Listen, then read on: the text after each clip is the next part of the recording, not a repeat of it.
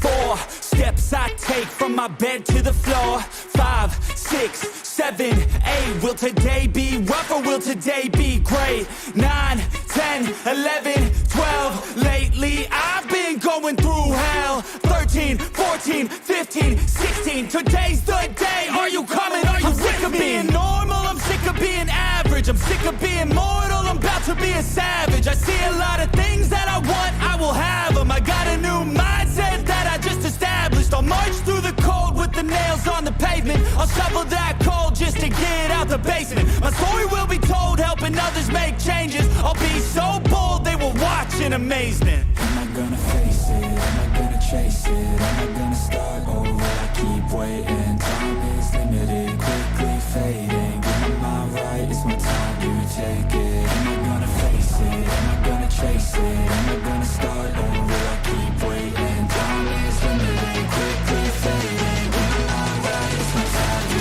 take it.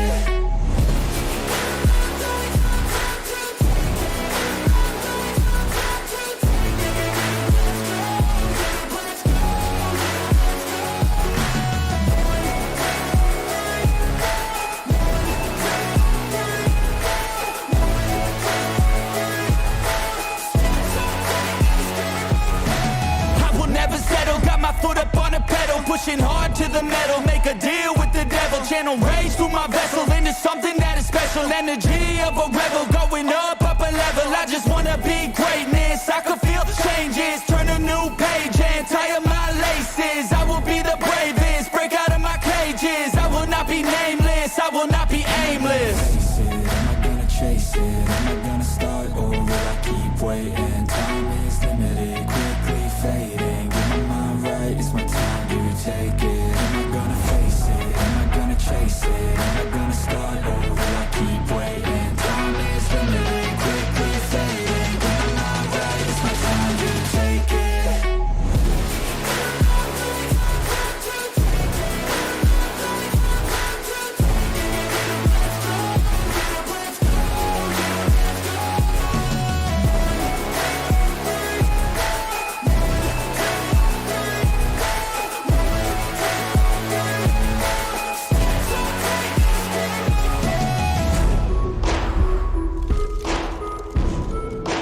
Yo, what's up? Oh, are we ready for the hate stream tonight, buddy? All right, so what are we doing tonight? We are going up against... Oh, if you thought me going up against Brian Holdsworth was a big deal, you thought me going up against Logic or Godless Cranium was big. Or is the original. I finally got her name right. You thought me doing a little boxing, a shadow boxing with the great Trent Horn was big. Today, we are going up against Lauren Chen, Candace Owens, Melonie Mac. Go boom. Yeah. I'm running out of money. I got to go get a job. And what am I doing? I'm doing this. Oh my gosh. Okay. So where to begin? We are going to be doing Lauren Chen. I have the video already set up. If we do need to, we're going to watch a little bit of Candace Owens and maybe a little bit of Melonie Mac. We might also watch some commentary from some of the top Christian commentators. Mostly Protestant guys. The Catholic people aren't really getting into this. This has to do with Christ is King. Has to do with the Passion, has to do with Holy Week. This is big. So, for those that don't know, some major Christian influencers, and that's big quotation marks, these are not people who are known for being Christian, but they happen to be Christian and happen to be famous online, have said some insanely unchristian things. Melonie Mac has been using the F slur as a way to, I don't know, polarize people away from Christianity. Lauren Chen has always had kind of a weird connection to her Christian roots, and she's again expressing mild bigotry, which isn't good. So I thought I'd break this down a little bit. Let me give you some background on this. So if you watched Bart Ehrman recently, he's saying that the origin of anti Semitism, there goes any monetization for me, is in Christianity. It's not. It actually goes older than that. In fact, you can even see the history of the Jewish people as a history of anti Semitism, of people hating on the Jewish people because they have unique beliefs. So this goes back to Egypt, if you want to consider that literal history, or it goes back to Cana and goes back to Babylon and Assyria, if you want to look at more concrete history, and even the Hittites. The Jewish people have had a very rough time when it comes to relations with other cultures. I want to state up front, I am very pro-Israel, but I am not pro what Israel is doing right now in Gaza. So I still support Israel. I still support Israel defending itself. I still think what happened was a horrible tragedy. But I do think their reaction has gone beyond the pale. That does not mean that I think they should disarm, but I do think they should start wrapping up. If they are not going to be how they're being vilified, they need to, as a nation, pull back. They have been doing stuff to Christians. They have been doing stuff to people who are not opposing them. So it is getting too far. But we'll get into all that when we get into the Lauren Chen bit, which will be in a second. But anti-Semitism, a lot of people, including some very evil people, have seen it in what we consider the most holiest part of the Bible, which is the Passion, as Christians. But here's the deal. That is not what the Passion is about. The Jews who are saying what they're saying are us, the Christians. We are the ones who are crucifying Christ because he is dying for our sins. So we are taking on that role. We are adopting in as the adopted in sons and daughters of God. We are taking on the role. We are the people who he is dying for. We are the reason why he's dying. So if you go to a Catholic Mass at all this week, you'll notice that it'll be different than any other Mass you will see. Every time that someone asks to crucify Christ or someone denies Christ, the priest will be speaking, a deacon or someone who's doing the readings will be speaking, and then the audience, meaning the lay Catholics in attendance, will be reading the roll of the people asking to crucify Christ and denying Christ. We are the people that Christ is dying for. We are the reason.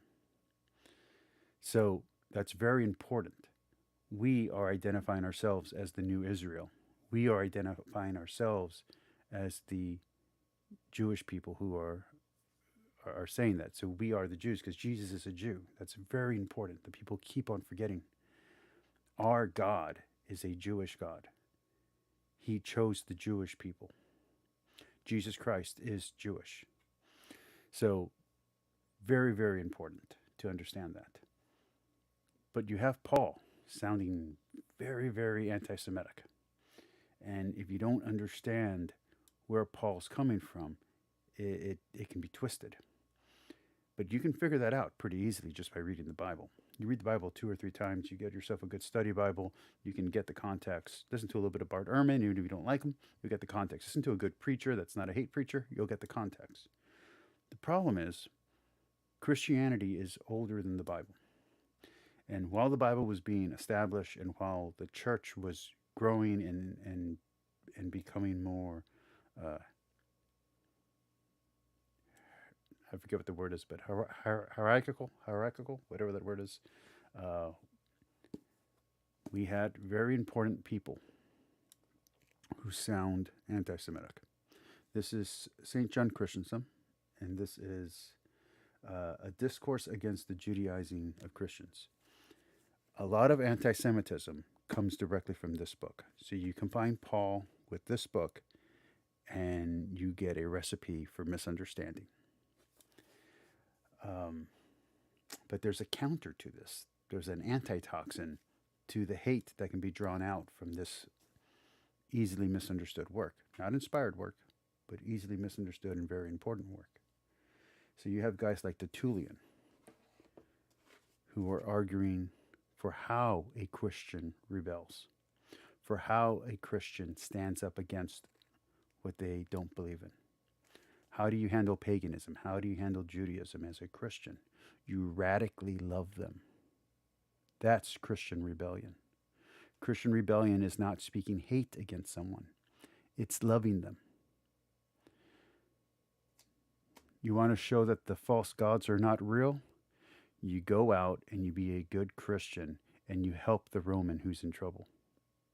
You help the mariner who's shipwrecked, even if they're pagan. You go out and you pray for the goodness of the emperor, even though he's pagan, even though he wants to be worshipped as a god. You pray that he is healthy, that he has good advisors, that he has good people surrounding him, that the military is successful, that the state survives. That is Christian rebellion, to radically love those who hate you. Okay. So now we've laid the foundation. We got some John Christensen. We've got some church fathers, which when Lauren Chen talks about him, you'll see she doesn't seem to understand who they are. And we got a little bit of Tertullian, one of my boys, one of my heretics. Okay. Let's get into this. I hope people are watching. I know my last few videos weren't that exciting, but this one's going to be a big one. So let's get to it. Watch together. And I don't usually like to do videos that are this fresh. There's too much information on the ground that hasn't been established yet, but this is important.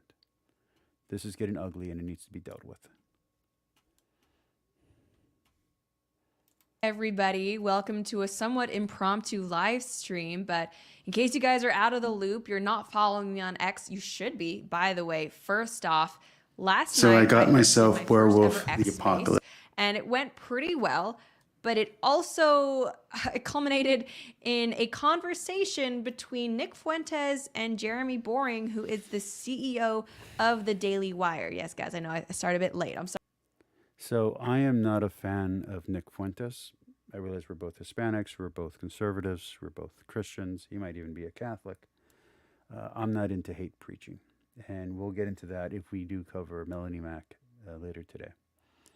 So yeah, I'm not cool with that. Sorry about that. Pretty shocking stuff. I did not expect that would be a conversation to ever happen, Jeremy Boring and Nick Fuentes, let alone very off the cuff and impromptu.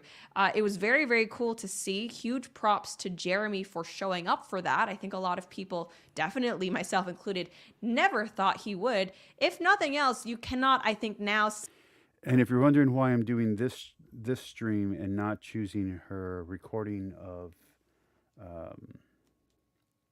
the full conversation, I'm not trying to stream snipe or do anything like that. I just think it's important to talk about this, and here she kind of covers everything, and it gives me a chance to respond to her misconceptions about Christianity and her misconceptions about Judaism. So yeah. Say that Jeremy Boring lacks guts, because I think that took a lot of chutzpah to show up. Leading up to this, why were we even on a stream? So I have a video coming out about it, specifically from like the theological perspective, but I've listened to her theology before. She's not well grounded in her theology. So I realize she's way more popular than me. I'm not saying I'm somehow better than her. I'm saying she doesn't have a good grounding of theology. Just keep that in mind. On X especially, there's been this whole Christ is King debate. People have been saying it. A lot of America First people have been saying it a lot. So if you don't understand what's going on there, two huge Islamic apologists, one well-educated in Islam and one completely not, Tate and Sneeko, started shouting out Christ is King. They're doing it to be edgelords, and they're disgracing the honor of Christ. They're not saying it truly. They're being hypocritical, ironic assholes. So Christ is king. He's the king of the Jews. If you don't know that, you don't know Christianity. The claim that all Christians have died for in martyrdom is that Christ truly is the king of the Jews. He truly is the Messiah. That is the Jewish Messiah. And if you don't understand that, then you aren't truly a Christian and you're just spreading hate. So, we are going to watch Chen, Candace Owens, and a few others, either ironically, unknowingly, or purposely spread hate today. And we're going to counter that hate with love. A lot of grapers have been saying it, so much so that now there's a debate. Hey, is that anti-Semitic to say it? Is the connotation, at the very least, anti-Semitic? So that's what the space was about. And no, it's not anti-Semitic to say Christ is king. It is, on the other hand, very inflammatory. Obviously, it lasted like 4 hours by the end of it. We hit a bunch of different topics, especially because, people were bringing up the fact that this is not just about Christ as king and anti-Semitism specifically. We were exploring basically the social political landscape surrounding that charge, right? Anti-Semitism, especially in the wake of, 10/7 criticism of Israel. What does it actually mean? Is it being used to silence opponents like sexism or racism? Really great conversation. It's about, again. So I'm going to be really blunt. I listened to some of that and it was not the best conversation in the world. But it did get heated. Hi, Lisa. Good to see you in the chat. We are doing a closed room today, so you're welcome to stay in, but I'm not going to be inviting people on stream because I feel this is very important. I might do an open stream afterwards if enough people come into the room, so that way we can have an open conversation about it. But that would be a separate stream after this one. I rarely get through a whole video in one night. I'm going to try to get through this video in one night. 4 hours long. The link is in my bio if you want to watch it. Right now it's on X, but we are working on getting the file, at least audio on YouTube so people can watch it here. But I wanted to go over some of the things that were said between Nick Fuentes and Jeremy Boring, because that was a particular part of the conversation that I thought was very enlightening. I've been kind of speaking out lately about how I think, frankly, there are wokesters on the right in their own regard. We've spoken very openly. So one of the things that a lot of people get wrong, both on the right and the left, is who's pro-censorship and who's woke and all of that. If you actually go back to the 90s and the 80s, it wasn't conservative Republicans who were calling for censorship. It was the Democrats. The Democrats are the ones who were trying to censor rap music. The Democrats are the ones who were trying to censor the internet, not Republicans. That doesn't mean that you won't ever find a Republican since that time who has been pro-censorship, obviously. But the majority of those who were calling for censorship and who were being anti-Semitic and who were being anti-African American, those were Democrats. All those laws, the draconian laws of New York, those were Democrats. So, yeah. About how, if you say the wrong thing in Hollywood about, social justice, black people. And just to be clear, I myself have experienced some cancelization in Catholic culture by speaking out against the Inquisition, against the Crusades, against the murder of people who claim to be witches, because witches aren't real. There's no such thing as magic people. So, yeah. The torture of the insane as being demon possessed. I have spoken out against these things. And because of that, I have been blackballed around the Catholic community. And I'm okay with that. You shouldn't be harming people just because they don't fit with your belief system. That does not make me a liberal, because I still believe everything that's in the Bible is true, and I still believe the morals of the Bible are true. But that doesn't mean you can turn around and go against God's word to love. Gay people, what have you, you will be blacklisted. The same is true absolutely 100% irrefutably in conservative circles, especially conservative media circles. But it's not if you say the wrong thing about, BLM or Pride Month or anything like that. It is the case you will be blacklisted if you are, I think, overly critical of Israel. But notice the words she's using. These are very charged words. The wrong thing, overly critical, have the wrong opinion. These are overly charged words. If you frame it in that way, you're going to come out with a certain answer. And you'll see that happens when she's countering Jeremy Boring. Boring says something very innocuous, very simplistic, very non-inflammatory. And she switches what he says into a very inflammatory saying and completely misreads what he's saying. Now, I'm not a defender of Jeremy Boring. I do not like the Daily Wire. I subscribed for 3 months, and I did not like its content. The only thing I like about the Daily Wire, the only person I enjoy on the Daily Wire is Ben Shapiro. I love Ben Shapiro. I like his stuff. I don't agree with everything he says. I probably agree about half with what he says. But I enjoy watching him. There's no one else on the channel that's worth watching outside of Brett Cooper. The rest of the shows are trash. Okay, they're boring and they're not good. But that being said, I think Lauren Chen has a great show. I think she's had a really good show, really entertaining show, going all the way back to when she was on The Blaze, back when she was Roman Millennial. I've been watching her since then. I didn't start watching Ben Shapiro until the Daily Wire became popular, and I only started watching the Daily Wire because of that stupid movie by Matt Walsh that I actually enjoyed. I enjoyed that movie, What is a Woman? But I don't like Matt Walsh. I think he's a creep. I think he's an asshole. I don't think he is a very good person. And I don't think he's a good representative of Christianity. Definitely not a good representative of Catholicism. And I think, this is a debate we've also been having in light of the fact that Candace Owens and then Daily Wire are no longer together. I didn't choose to make a video. And the reason why I don't enjoy Candace Owens is very simple. She's a grifter. I don't give a crap what her opinions are. I think she has the right to say whatever she wants to say, just like with Melonie Mac. But Melonie Mac shouldn't be out there preaching Christianity and preaching hate in the same sentence. In the same way, listen to how unintelligible Candace Owens sounds about any topic she talks on. She clearly knows what she's saying, but she sounds and acts as if she doesn't. Now, you can call that clever, you can call that strategic. I call that dishonest, and I call that grifting.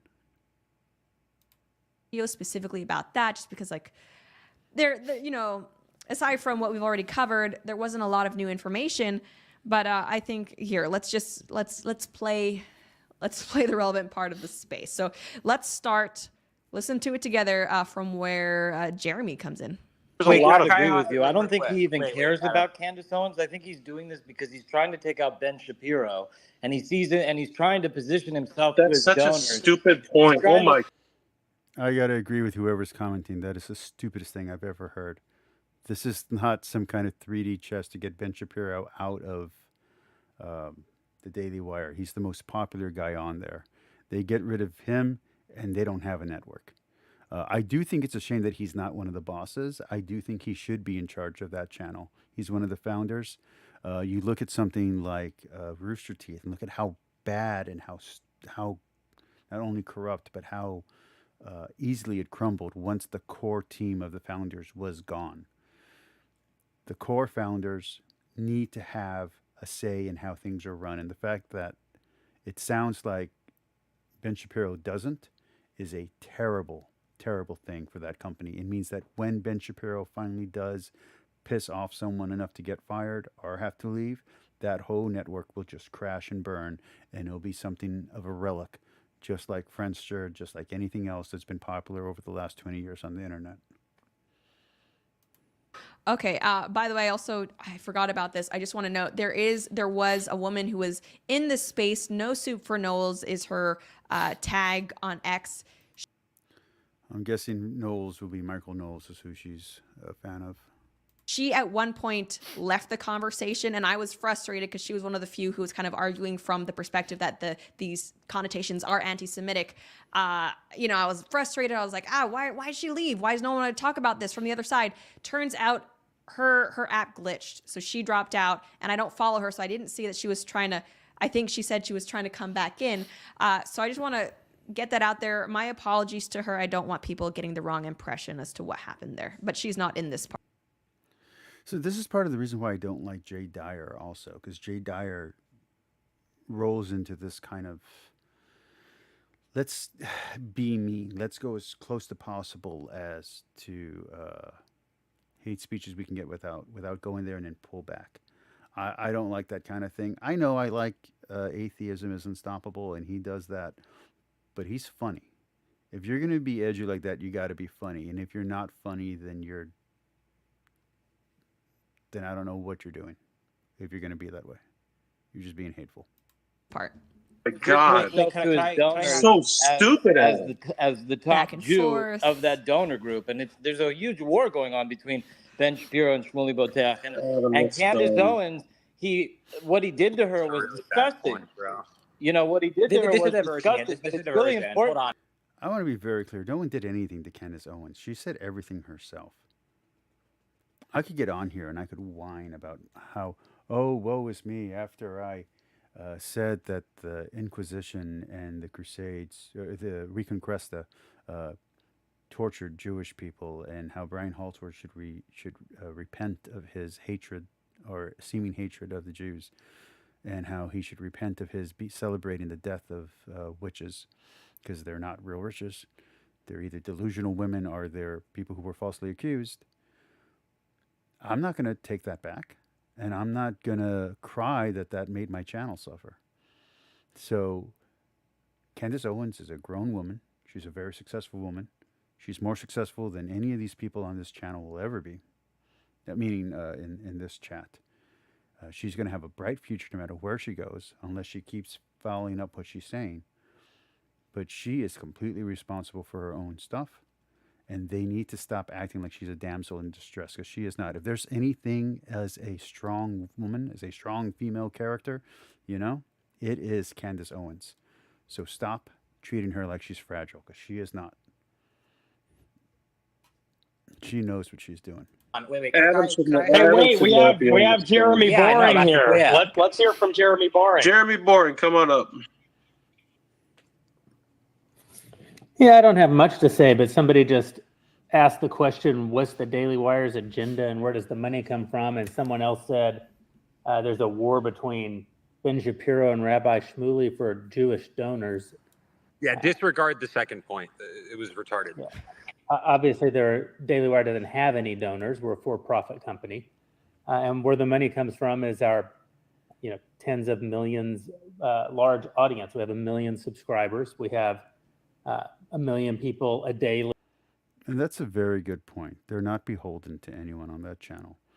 Just because I didn't like my subscription, just because I didn't enjoy the Daily Wire, doesn't mean that the Daily Wire is a bad network. If you're super conservative, it's a perfectly good place to go. It's better than the Blaze.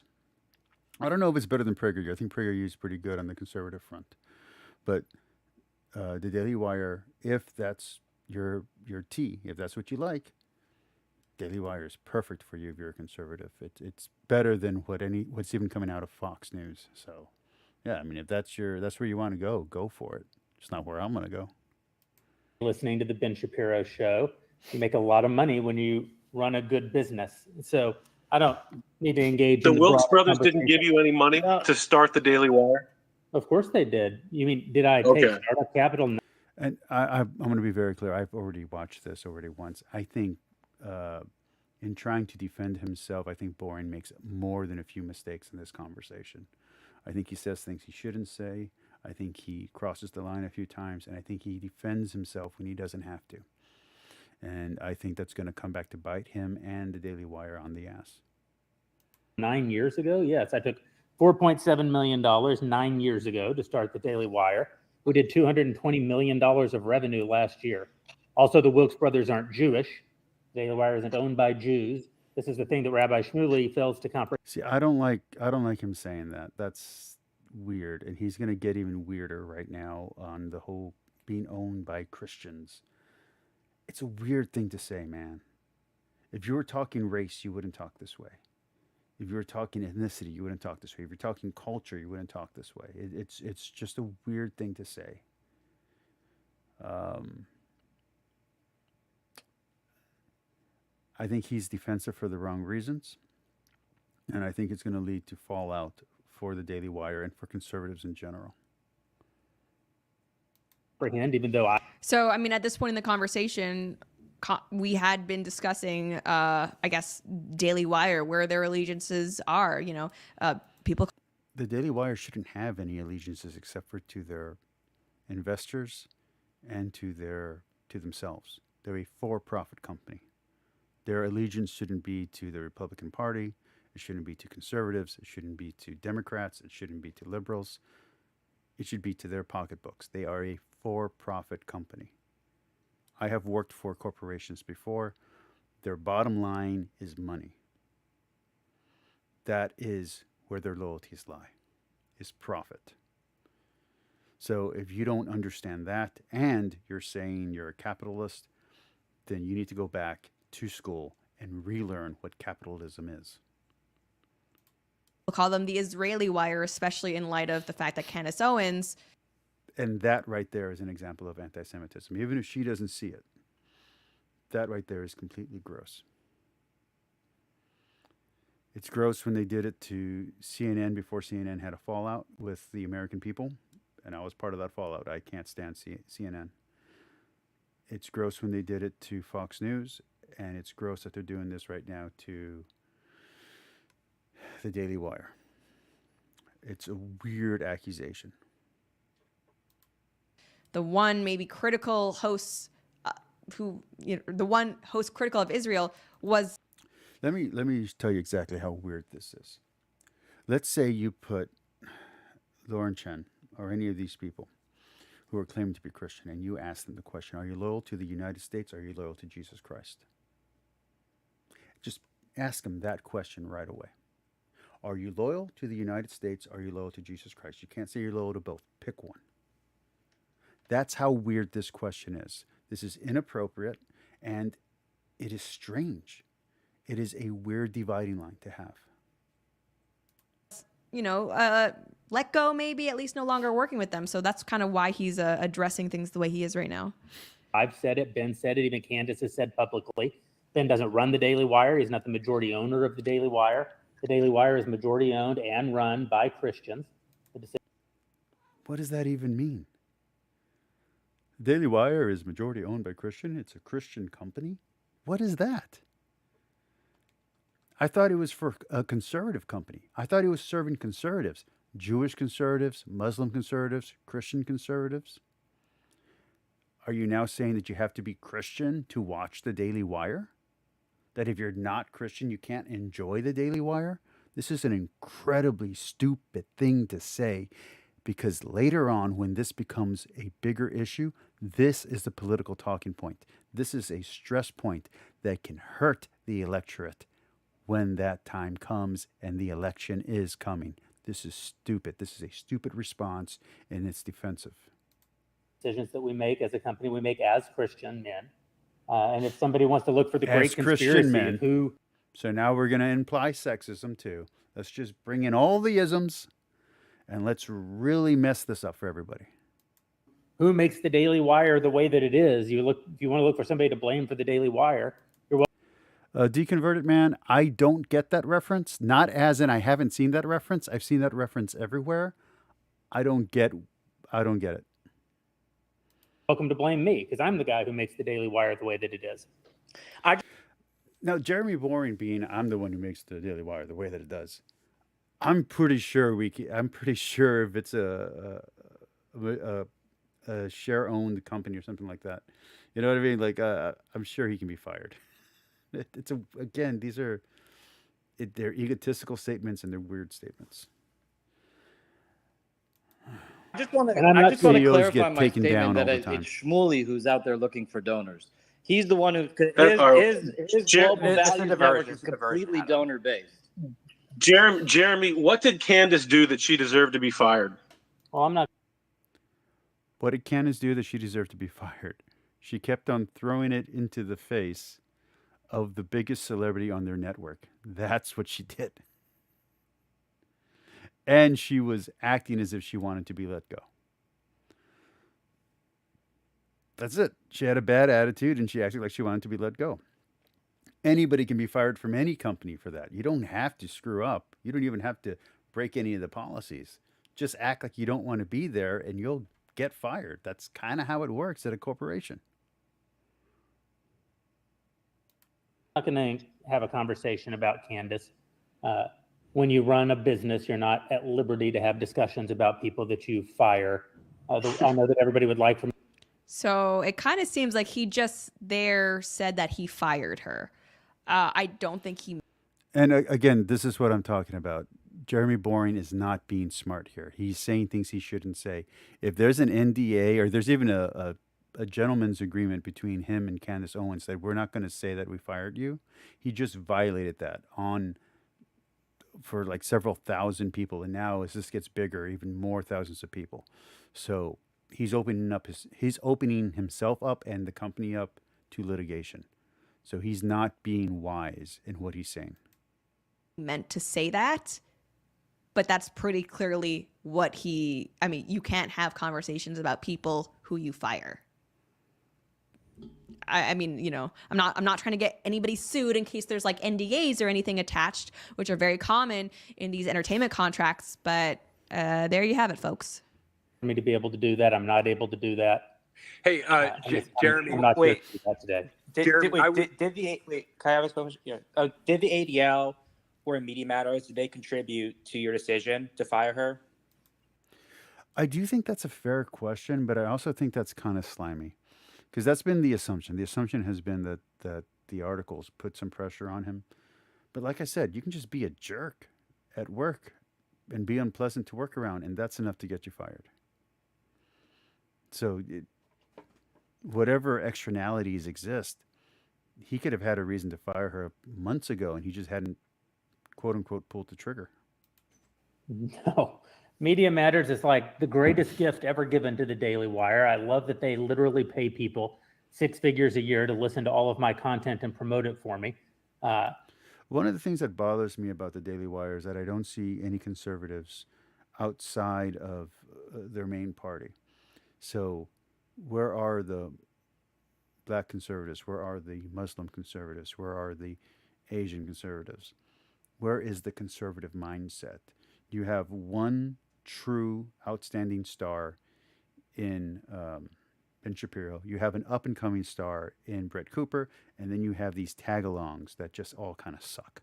So I don't know why they're not building up a larger community. I think PragerU does a much better job. They get people before they're stars, and they let them express their opinion as far as they want, and then they let them go to become famous. But because they maintain good relations, people, have a good opinion about PragerU, regardless of whatever's going on in the background. Like, these people might have hated working with PragerU, but it looks as if it's a good starting field for conservatives. We have a question in the chat asking if Jordan Peterson is part of the Daily Wire.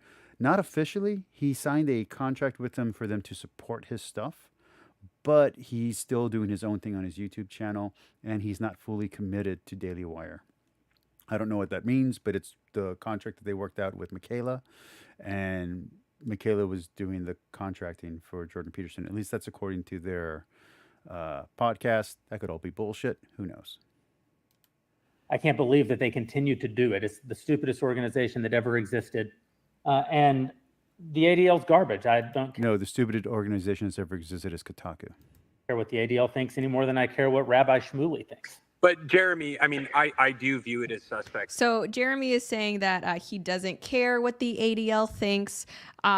Candace, though, she listened to the space apparently. Hang on, I just want to see my profile. She listened to the space.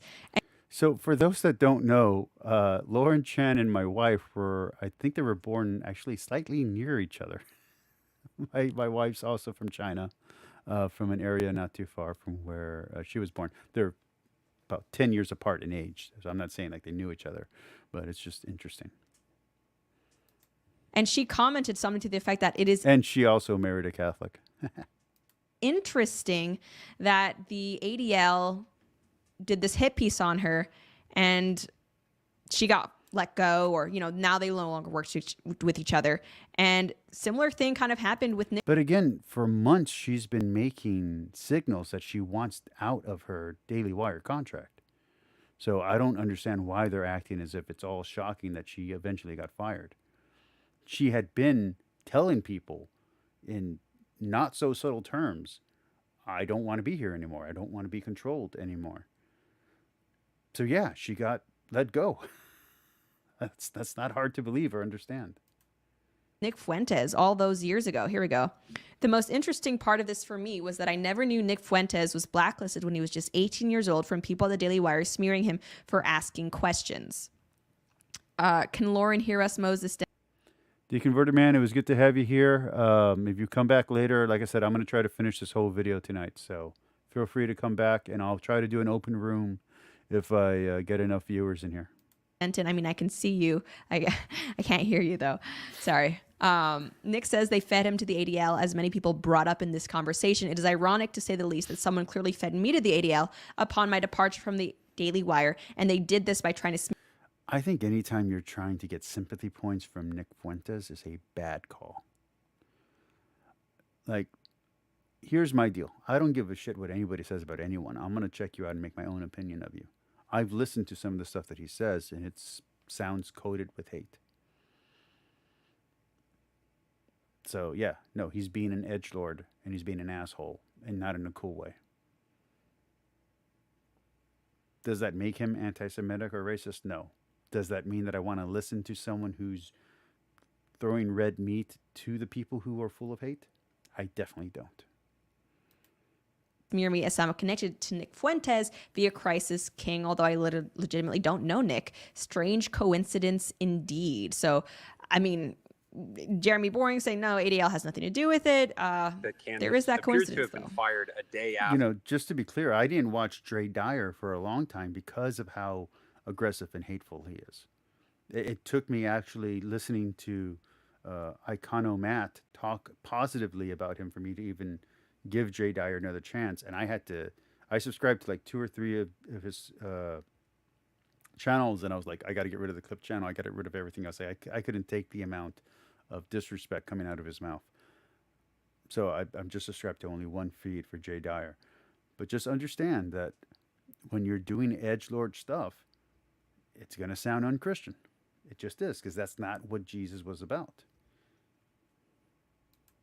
After the ADL came out with a hit piece on her saying that she was allying with anti-Semites like Nick Fuentes. I mean, when the ADL drops something like that and then Candace gets let go 24 hours later, it looks suspicious. Who gives a crap about Nick Fuentes? She was hanging out with Destiny and with Kanye West, and she was backing Kanye West up. Like, I mean, that's shitty. Kanye West is a madman. Anti-Semitic, anti-Christian, anti-historical. Yeah, enjoy his music, but don't play into his insanity. I mean, you don't need to make a connection with Nick Fuentes. You can just go like, what the fuck are you doing with Kanye West? Yeah, and I understand that people who are looking for a conspiracy will find one. Ben Shapiro is as critical of the ADL as anybody out there. I've never met anyone at the ADL. I've never said a positive word about the ADL. The Daily Wire, don't think you can find a host at the Daily Wire who's ever had a positive thing to say about the ADL. So I can't prove a negative. I can't prove that I didn't fire Candace Owens because of the ADL. I can only tell you that I didn't fire Candace Owens because of the ADL. So you're saying that they ADL. I don't care speculated. anything about what the ADL publishes. You know what? Ben Shapiro behaves a lot like the ADL, though. He once made a list on Twitter of people that are quote unquote alt-right, which at the time was used synonymously for white supremacist, and he listed everybody from Ron Paul, Ann Coulter, Mike. You know, I remember when the alt-right wasn't yet the alt-right, and it sounded like it was going to be like a cool movement, kind of like when Super Straight was going to sound like it could be cool. Yeah, all this stuff sounds like it could be interesting until you actually look at it, and then you're like, oh, I don't want any part of that. So yeah, I mean, yeah, Ben Shapiro was correct. Does that mean that he had to be correct? No, you guys could have not been jerks. You could have not been saying edgy, racist kind of things. I love the quartering until the quartering just wouldn't stop hating on shit. Once it only became about this is stuff I don't like, I stopped watching the quartering because all he was doing was shitting on things, including some things that were fun. Not everything has to be great. I love Blood Rain. Blood Rain is a shitty game, and it's a shitty show, and it's a shitty movie, and I've watched everything. I even watched the Western of Blood Rain. I've watched high quality sci-fi and low quality sci-fi. And you know what? The low quality stuff, when you're in the right mood, is great. So when it's just about hating on things, when it's just about, oh, they have a strong female character, so it's woke. No, not every strong female character is woke. Some of it is. Not all of it. Some of it's just cheesy fun. So, like Lost Girl. So yeah, so this is just, they proved Ben Shapiro right. They could have proven him wrong by not being shitty people. That's it. It's their own fault. They did it to themselves. Mike Cernovich, Alex Jones, basically anybody that was anti-war.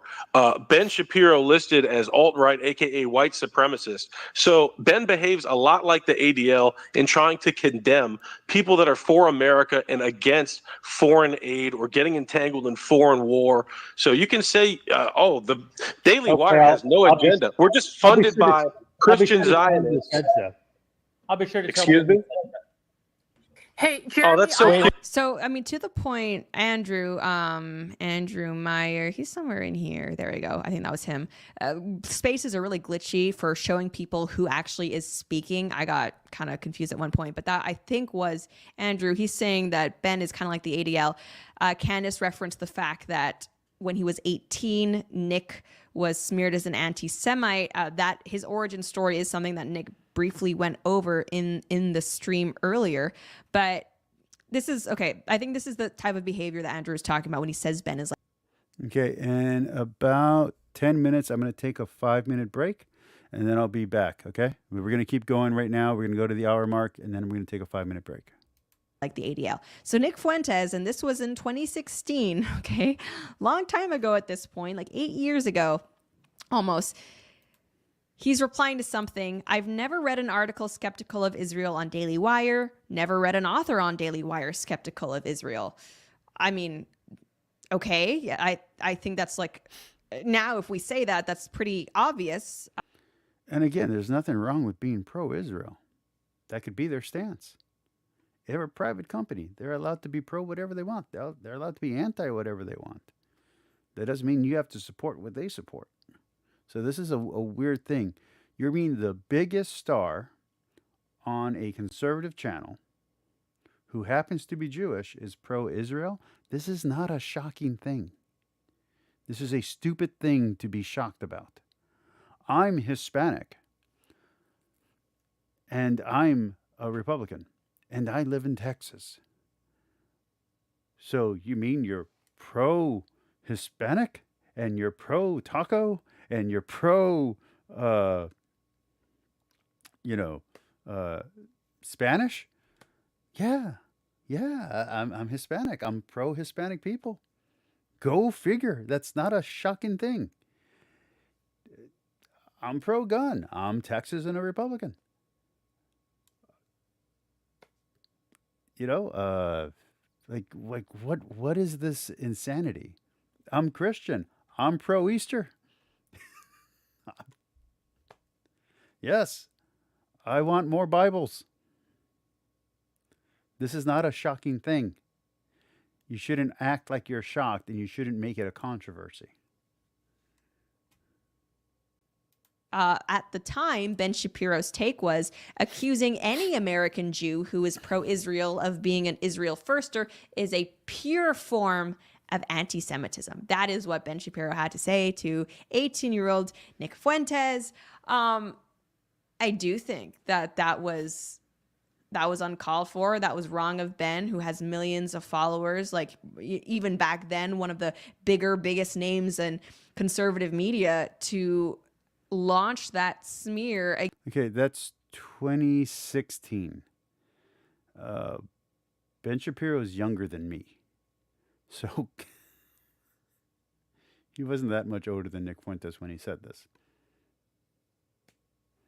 Yeah, two high conservative figures arguing with each other, and the one who won out was Ben Shapiro. I've lost my internet arguments too. Again, you don't see me crying about it. Stop crying about it. What, you're going to try to redeem Nick Fuentes in the middle of the Christ is King controversy? What are you, nuts? Against some kid for correctly noting Daily Wire doesn't platform criticism of Israel. And, you know, he talked about this on stream, but like that interaction and also the actions, I think specifically of Cassie Dillon, who, if you're not familiar with her, huge Zionist. She apparently they were friends, and it was like her actually who started saying, Nick, you can't question Israel. And then when he started doing that, she apparently, Nick says, was feeding like these left-wing organizations clips of Nick to kind of like undermine him. Crazy stuff. And I think this is mafia behavior. There's going to be a little part that's the stupidest thing I've ever heard. I'm going to replay that. There's a part in the section in the middle I'm going to skip over because she just starts like going through clips. The part that I'm going to, no matter what time we end, I'm going to skip to the end at some point because that's when she really says the things that I disagree with her most. But I want to cover as much of this as possible in one stream. All right, I'm going to take a 5-minute break, guys. We'll be right back, okay?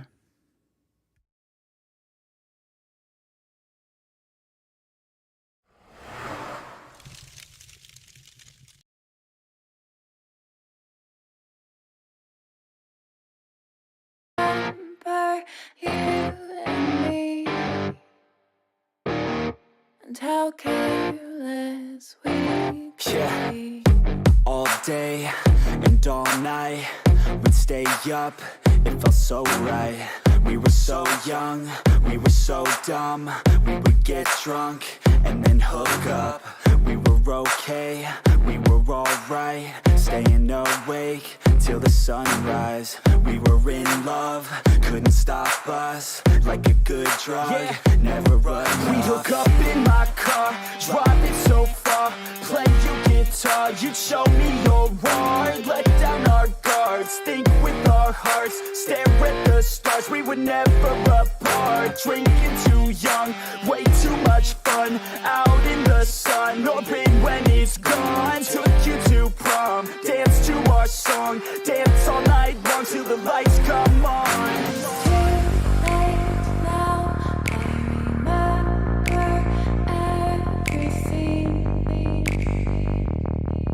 How careless we got. It's too late now. I remember you and me. How careless we. It's too late now. I remember everything and how careless we could be. And how careless we could be. And how careless we could be.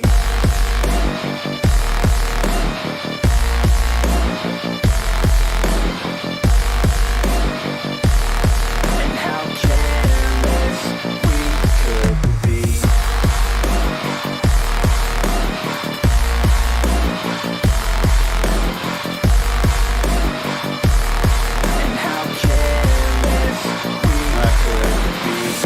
Late nights. Okay, so let's get to it, shall we?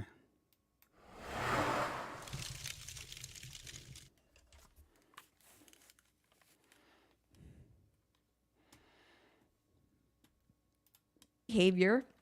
This is not, you know, free marketplace of ideas type of behavior. You don't have to think that Nick was right, but like, I mean, an 18-year-old, really? Pure form of anti-Semitism? And especially now that we know, we'll get to this part, that the Daily Wire, it's true, they will not platform criticism of Israel. It's gaslighting. It's gaslighting. That's not gaslighting. That's not gaslighting. No one's trying to make someone believe something that's not true to shift the blame. That's not gaslighting. It's close. It may be a shitty thing to do, but it's not gaslighting. And I don't even think it's a shitty thing to do. It wasn't a false accusation. Now, if it's a false accusation, then that's a different story. But I've listened to a little bit of that guy, and I didn't like the stuff he was saying. It sounded anti-Semitic to me. It sounded hateful to me. So I don't watch him. That doesn't mean that he is anti-Semitic, but I don't like the stuff Nick Fuentes says. Dude, that's so cute, Jeremy. Hang on. Wait, I have an actual. Well, hey, let me jump in here. Let me jump in. I don't like it when conservatives throw red meat to the most extreme party, just like I don't the extreme side of their supporters, just like I don't like it when leftists throw red meat or vegan tofu to Beyond Meat to their most extreme supporters. I don't like it when either side does that. I think it's really stupid. It takes away from the ability to have consensus and have compromise. In here. Okay, reset. Everyone can't talk over each other. That's my friend Marie. Follow her too. The Marie. There will Oaks. probably be a glitch. I'd like to ask a little bit more about Candace Owens being fired by the Daily Wire. I just want to preface this to say, I was an organizational psychologist for a while. I worked with a lot of Who cares? organizations that were quite frankly larger than the Daily Wire in terms of, helping them with staffing issues, working through the employees to fire, things like that. Jeremy can't answer any of those questions. So unless you're going to talk amongst yourselves, Jeremy is legally bound not to answer those questions. I'm just wondering, and I guess I'm asking this as a yes or no question, did Candace Owens violate any specific policies at the Daily Wire? He can't answer that. That's a stupid thing to ask. If you were really in this role you say you were in, then you'd know that he can't answer that question. So that shows that either A, you're lying, or B, you weren't good at your job. Wire, and I'm not asking you to tell us which policies. I'm just asking, was she fired because she violated a company policy?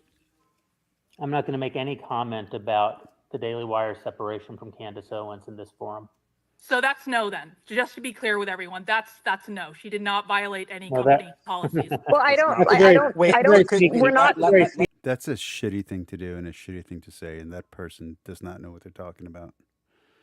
If I was boring, I would have left the show right there and then. It's a way of ascribing to me an answer that I did not give. If she violated a company policy, you would have been able to say yes to the question, Jeremy. I know that much. I will just say here, I think Carlin is right, because I think when the Blaze and Elijah Schaefer split, they did specifically say that there was a policy violated. I think Carlin might be right here. No. You can make that decision as a company to take that risk, but if you're in a hostile situation and you talk to any lawyer, they're going to tell you don't say shit. Be quiet. And Jeremy's already said too much on this X podcast thing that he was on. Spaces. But I mean, I think it might also be different if, maybe that's just if you're a W-2 employee. I know I'm never a W-2. I'm always I give my contract or my shows as kind of like an independent contractor, because we handle our production in-house and then we just give them the finished product. Maybe it's different though. If you're not W-2 and you're not you don't technically an employee. I don't know. Just interesting. Okay, so Candace is not here. This is not about Candace specifically. Let's have a conversation around the broader issue though. Andrew Klavan, who aside from this latest podcast, I really agree with Andrew Craven, who's really boring. A lot of what he says. He essentially said that Candace Owens could not work at the Daily Wire because of racial Jew hatred. And I think throughout this whole space, it seems like the running theme is that there's a lot of frustrations over things that are not Jew hatred being portrayed as Jew hatred. And that's basically what this entire conversation is about. Now. So let's play a little bit of devil's advocate here and let's ask a question here. If you're supporting the Black Hebrew Israelite stance, and you're supporting what some people see as anti-Christian or pro-satanic, pro-Luciferian stances, okay? And you're on a channel that has, as Jeremy Bourne said in the beginning of this, we are Christian men running this channel, okay?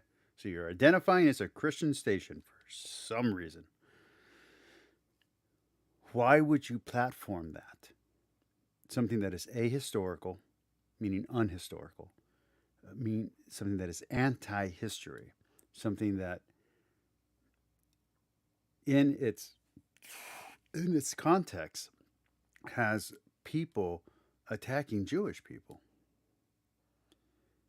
and believes that it's all some kind of great conspiracy, that white people are evil, that they were made by a mad scientist. You know, if this is what you're fighting against, why would you platform someone who's letting that in? So I think right there you have a case for anti-Semitism. And you can't do the relativism thing if you're on the right. You can't say, well, it's their truth. No. There's facts on the ground, and the facts on the ground is that the Jewish people are a specific set of people. They're genetically Jewish. You know who they are. They identify as Jewish. They're not just a race. They're not just a religion. They are a nationality. You know exactly what you're saying when you're saying that Black Hebrew Israelites are the true Jewish people. You know exactly what you're saying. There's this Louis Farrakhan level of obviousness. So I don't agree with the amount of latitude that Lauren Chen wants to grant, or that any of these people in this chat want to grant to Candace Owens. Unless you want to say Candace Owens doesn't understand any of this stuff. If you want to say she's truly naive. And I don't think she's naive. Even Christ is King is being portrayed as Jew hatred. You did a thread, Jeremy, earlier. And again, as I said at the beginning of this chat of this show, you can do it in a way that is hatred. You can take Paul as anti-Semitic. You can take John Christensen as anti-Semitic.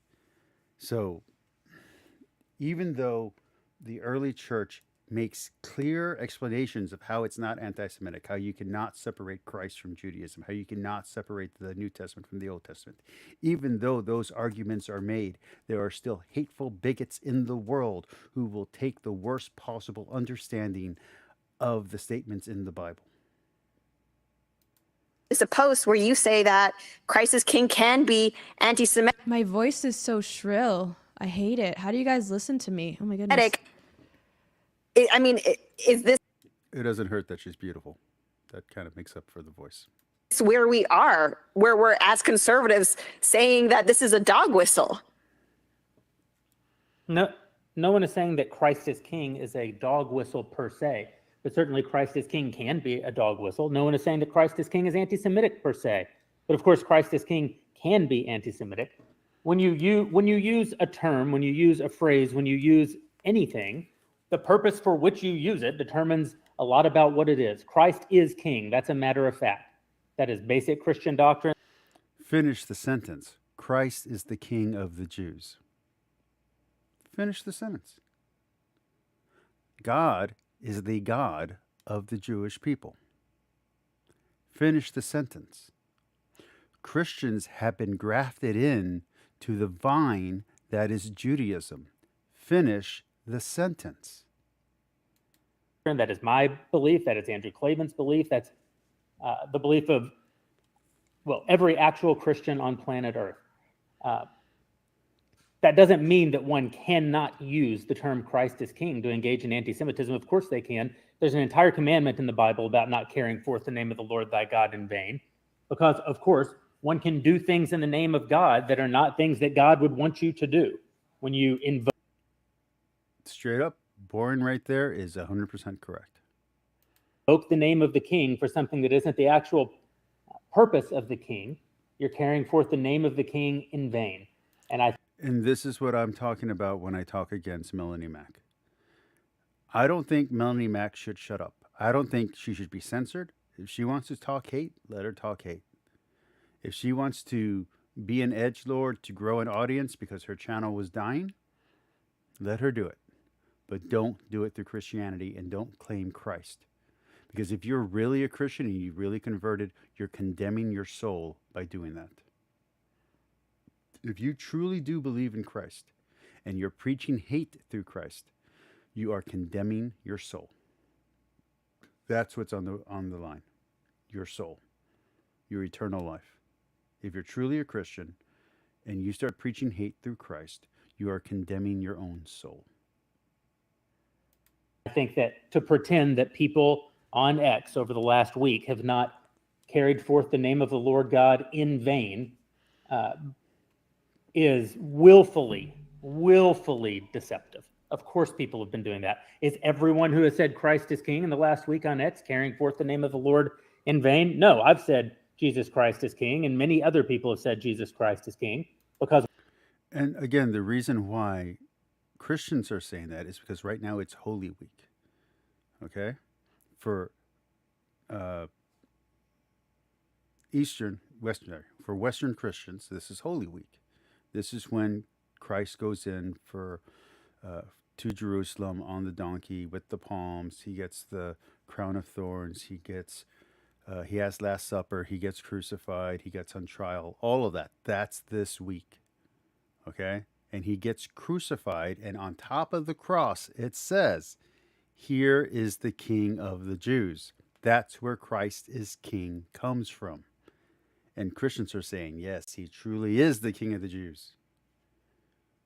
And we follow him. We follow a Jewish man who is also God. Who is God incarnate, who's the Word, who's the Logos. That's what we're arguing for.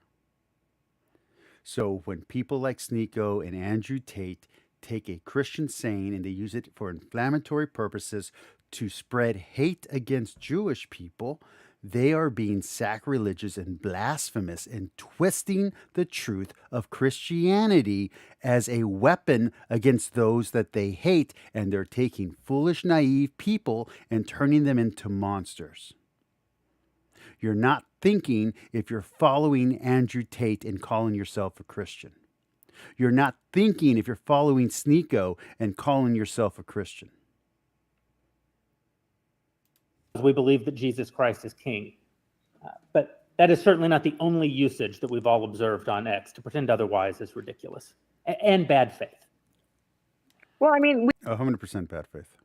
We have examples of people saying Christ is King, you nasty, and then slurs, which, obviously is condemnable. But I guess, is it considered anti-Semitism if you are saying it specifically because this is someone who is Jewish who does not believe in Christ? Well, in what context? If I have a conversation with Ben Shapiro about the divinity of Christ, I might make an argument that Matthew as a gospel tends to elevate the position of Christ as King, whereas... Also, Matthew is the most Jewish gospel of all the gospels. Just FYI.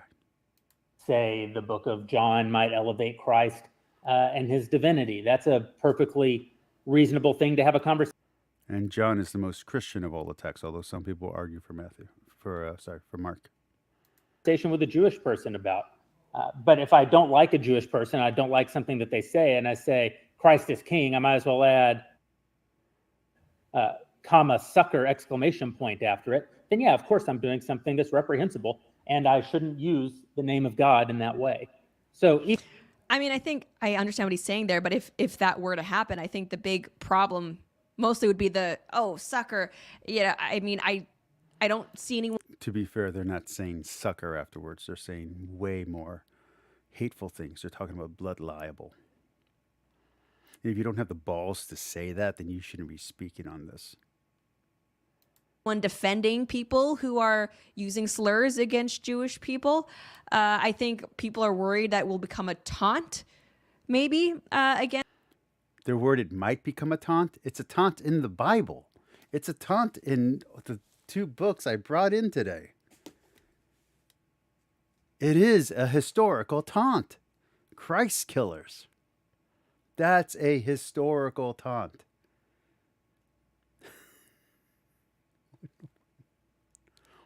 Have you been sheltered from anti-Semitism your whole life? Is that what happened? Did you not go to junior high and public school? Is that what happened? Against Jews, but why is it considered a taunt? Like, why is it considered a taunt to say this to Jews? Like, taunt. Because the Jews didn't kill Jesus. We killed Jesus. We did it. As Christians, we killed Jesus. We are the Jews who killed Jesus. We are the new Jerusalem. We are the new Israelites. We killed Jesus. He died for our sins. That's why.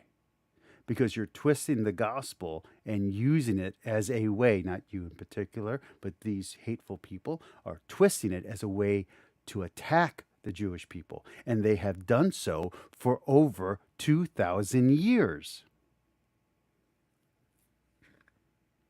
Jewish people were exiled out of their homeland, not just in the Old Testament, but after the death of Christ, after Masada, after the destruction of the temple. And they were exiled out of Rome, and they were exiled out of Gothia, and they were exiled out of Visigoth, and they were exiled out of Hispania because of their Jewishness.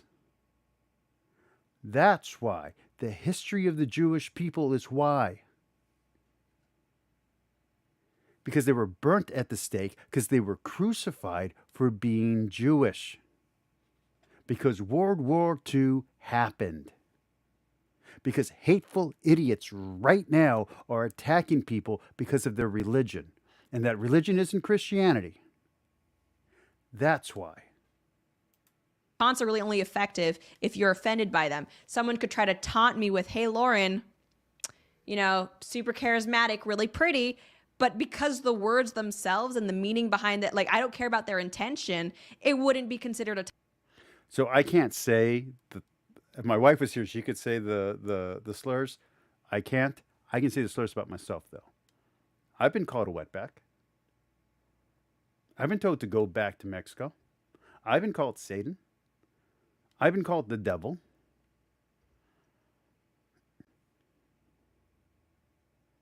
You think those people were being nice? That they were playing around?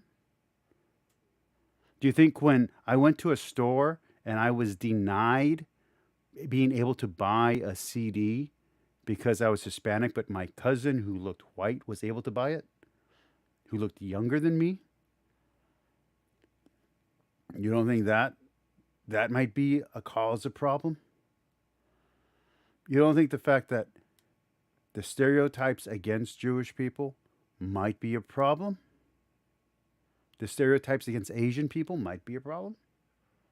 I'm not talking about the made-up stuff that the left goes after. I'm talking about the real concrete stuff where you're not able to get into a college because you're Asian.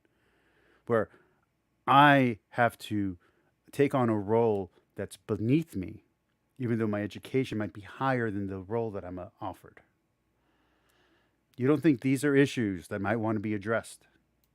And I think, like, it's that we never really got to the core of that. Like, why is it even a taunt? Could it be even a taunt to say that Christ is?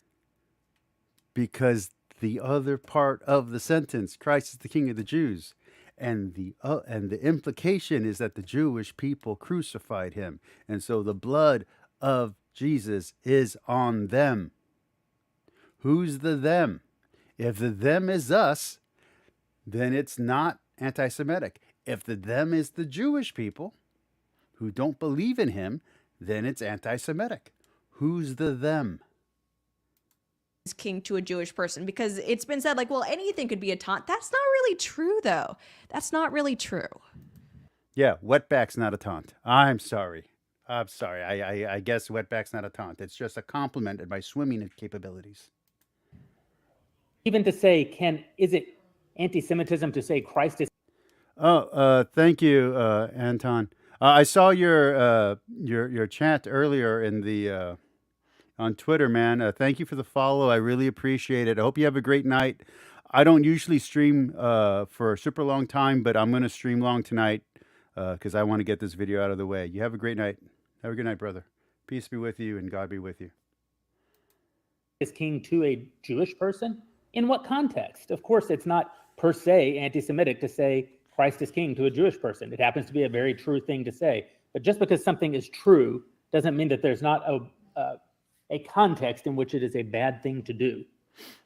This has hate facts vibes. Like, yes, it's true, but it is used in such a way that it is problematic. We do hear this from the left a lot. I mean, call a Jewish person a Christ killer. Do it. If you think it's not anti-Semitic, you're an idiot. It's anti-Semitic. It's literal anti-Semitism. Finish the sentence. Christ is the King of the Jews who died for our sins. Who killed Christ? Was it the Romans, the Jews, or the Christians, or God the Father? Who killed him? Based on your answer, the word Christ is King is either anti-Semitic or one of the greatest, most holiest statements ever said. We hear this from the left a lot in regard to statistics, in regard to biology, that certain truths can be used to shield hateful purposes or intents. It's interesting. Why? Yeah, Christ is King has been used to crucify, torture, burn, stone to death Jewish people. It's been done in the United States. It's been done in Germany. It's been done in Italy. It's been done in Spain. It's been done in Rome. It's been done in Jerusalem itself.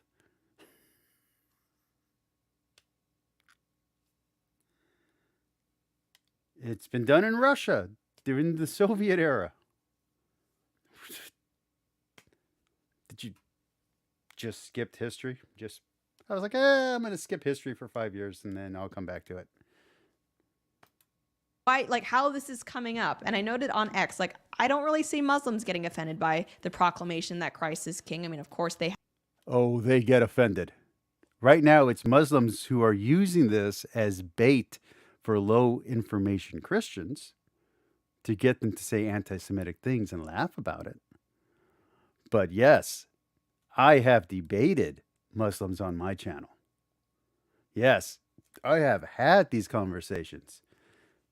They do not think that Christ is King in that way. They do not believe that Christ is God. They believe he is a man and a prophet, and that's it. And if you put Christ above or equal to Allah, they don't like that at all. Have, Jesus in their own religion, different from Christianity, but have you read the Quran? I have. Have you interacted with Muslim apologists? I have. I do think that the issue here isn't necessarily that it's anti-Semitic, but that it highlights and it underscores the fact that Judaism and Christianity are different religions. Thank you for denying the creeds and making yourself a heretic. Congratulations. Here's your prize. You cannot separate the Old Testament from the New Testament. That's Nestorianism. You can't do it. Jesus, if you believe in the Trinitarian sense that Jesus and God are I can't say the word right now because I'm too upset. If you believe that they're co-eternal, okay? That means that every time God showed up in the Old Testament, that was Jesus Christ, pre-incarnate, the pre-incarnate Word, or the Holy Spirit. He was either the Holy Spirit or the pre-incarnate Word, because it can't be God the Father, because if God the Father is physically seen or physically heard, all of existence shatters and no longer exists. God cannot be seen, cannot be grasped. He is a mystery. Hence, he is represented through his word, through his perfect reflection, through the Logos. That is what Jesus is. He is the perfect reflection of Christ. We are looking through a mirror darkly. We are the imperfect reflection of God. Jesus is the perfect reflection of God. Homeostasis, the hypostatic union, fully man and fully God. That's the argument. That's where the Jewish people disagree with us.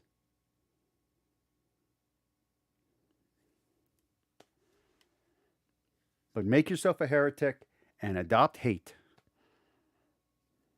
Go for it. They're different, and I think there are people in the conservative movement. Every Jewish ritual Jesus followed perfectly. He was the perfect Jew. He wasn't the perfect human. He wasn't the perfect Canaanite. He wasn't the perfect Egyptian. He was the perfect Jew. He didn't break any of the Jewish laws. He didn't break any of the Canaanite laws. He didn't break any of the American Constitution laws. He didn't break any of the Jewish laws. He rewrote the understanding of the 10 commandments, or the 360 some commandments of the Jewish law. He said not a single law will be overturned until all is fulfilled. He's Jewish. What do you not understand? Yes, you should not Judaize Christianity. You have Peter having the dream that all the different meats are going to be eaten. Each meat is representing a different culture and group that we can welcome everyone in. Jesus, when he does the Sermon of the Mount, they're sometimes in academic circles called the inversions, because he's inverting the 10 commandments. You heard, you shall not. Well, I say, they're inversions. Let's continue. Who are so committed to the idea of Judeo-Christian values, they don't like to highlight the fact that, yeah, by the way, Jewish people, by virtue of being Jewish, I mean, if they're religiously Jewish, they don't accept Christ, and that is in conflict with what Christianity tells us we should do.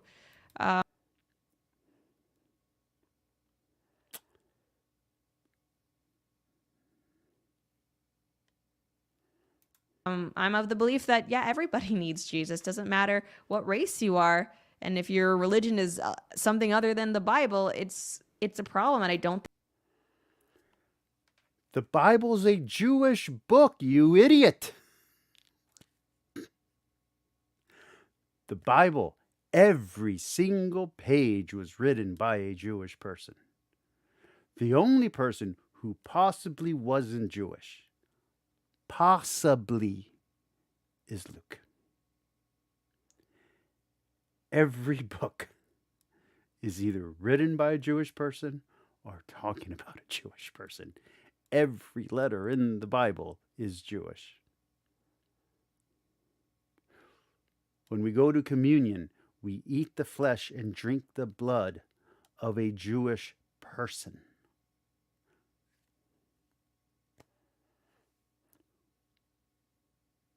We are grafted into the vine of Judaism. Christianity can only be whole when all the tribes of Judea are brought back into Christ.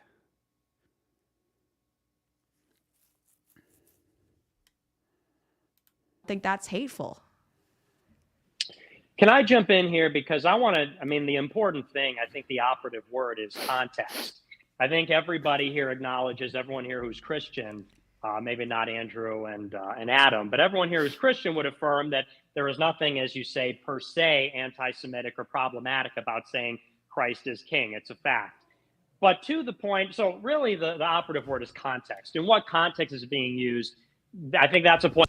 So, by the way, what we are witnessing, guys, is a conversation between Nick Fuentes and Jeremy Boring. Just so like we're all on the same page. CEO of Daily Wire, Nick Fuentes, having a conversation. Pretty crazy stuff. Also, I got some hate about like not moderating well. There were a lot of people who wanted to come in. I didn't get to everybody. Like there was a lot going on. Also, this was like hour 3 or 3.5 of this stream. Point you're making, that's a point that Klavan made. What I'm interested in is everyone's focusing on whether Christ is king is anti-Semitic. But what was a little bit more shocking to me in what Andrew Klavan said was about Ben Shapiro. And he said that he would not wish Shapiro to become Christian because if Shapiro became Christian, it would cause devastation to himself and everybody in his life. And he almost Klavan seemed to said that. suggest like that we shouldn't try to convert Shapiro, like to come on to him in this way. Okay, so let me be very clear. If you're a Christian, and by Christian here, I'm using a very specific definition. If you're a creedal apostolic Christian, that means Orthodox small o. This is any mainline Protestant. This is any confessional Protestant, any Catholic, any Orthodox. You believe that the only way that someone can be converted is through the grace of God. There is nothing they can do, and there's nothing you can do to convert anyone. The most you can do is plant seeds for God Himself through the Holy Spirit to harvest. You cannot convert anyone. There is no soul winning. You simply spread the word through your actions, by the way. That's why it's not supposed to be proselytizing. You tell the story of Jesus, but it's through your actions that you're actually, through your good works, that people are like, oh, that's what a Christian is. Where do I get that from? Through your good works, you live by example a Christian life. And then, through this planting of seed, when they ask you, why do you behave that way? Here's your opportunity to tell them about the good news of Jesus Christ. And you end it with, now change your ways and follow me. And what happens if they can't? You're supposed to wipe the sand off your feet and walk away. It is not your job to convert anyone. Only the Holy Spirit can do it. It is a gift of grace. It is not a work. It cannot be earned. It can only be given. What is freely given to you, you must freely give to others. What's so hard about understanding this? Way and say, you should be Christian, Christ is king. Even in the context of evangelizing, Klavan seemed to push back on that and say, actually, God put Shapiro where he needs to be and doesn't want Shapiro to be Christian, doesn't want Shapiro to say. That's called predestination, by the way. God decides who is saved and not, and God decides who's a Christian or not. Yes, that means people are not all going to heaven. That means universalism is wrong. Get over it. If you believe in free will and you believe in capitalism, guess what? Here you go. Here's free will in action. Christ is king, because he's, pushing family values or something in his station as head of Daily Wire, or rather as the head pundit on Daily Wire. So Melchizedek was not a Jew, and he was saved. One of the messiahs was not a Jew.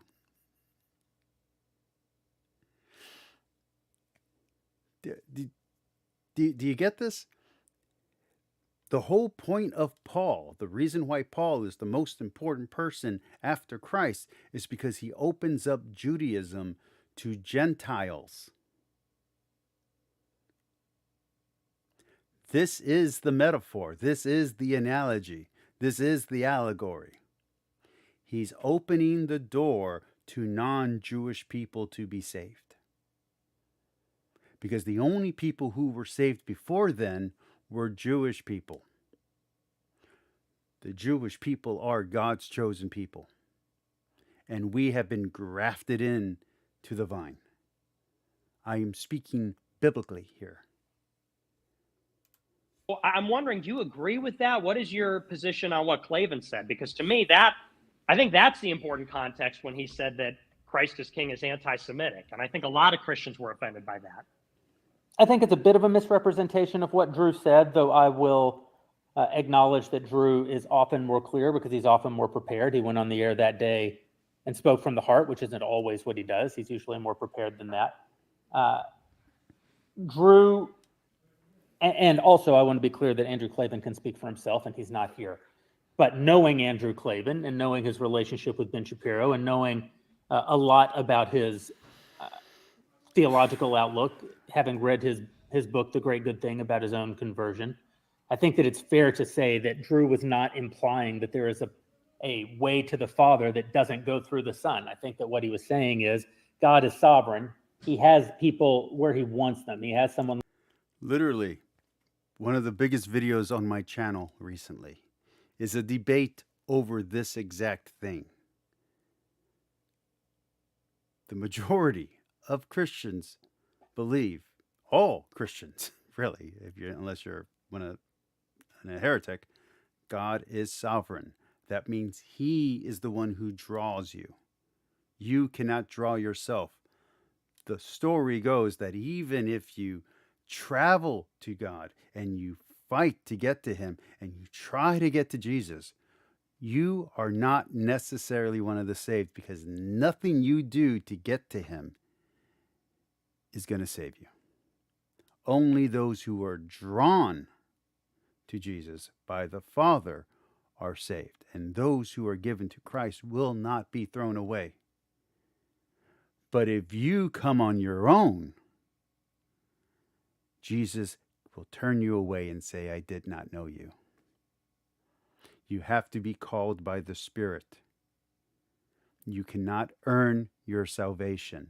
No one can.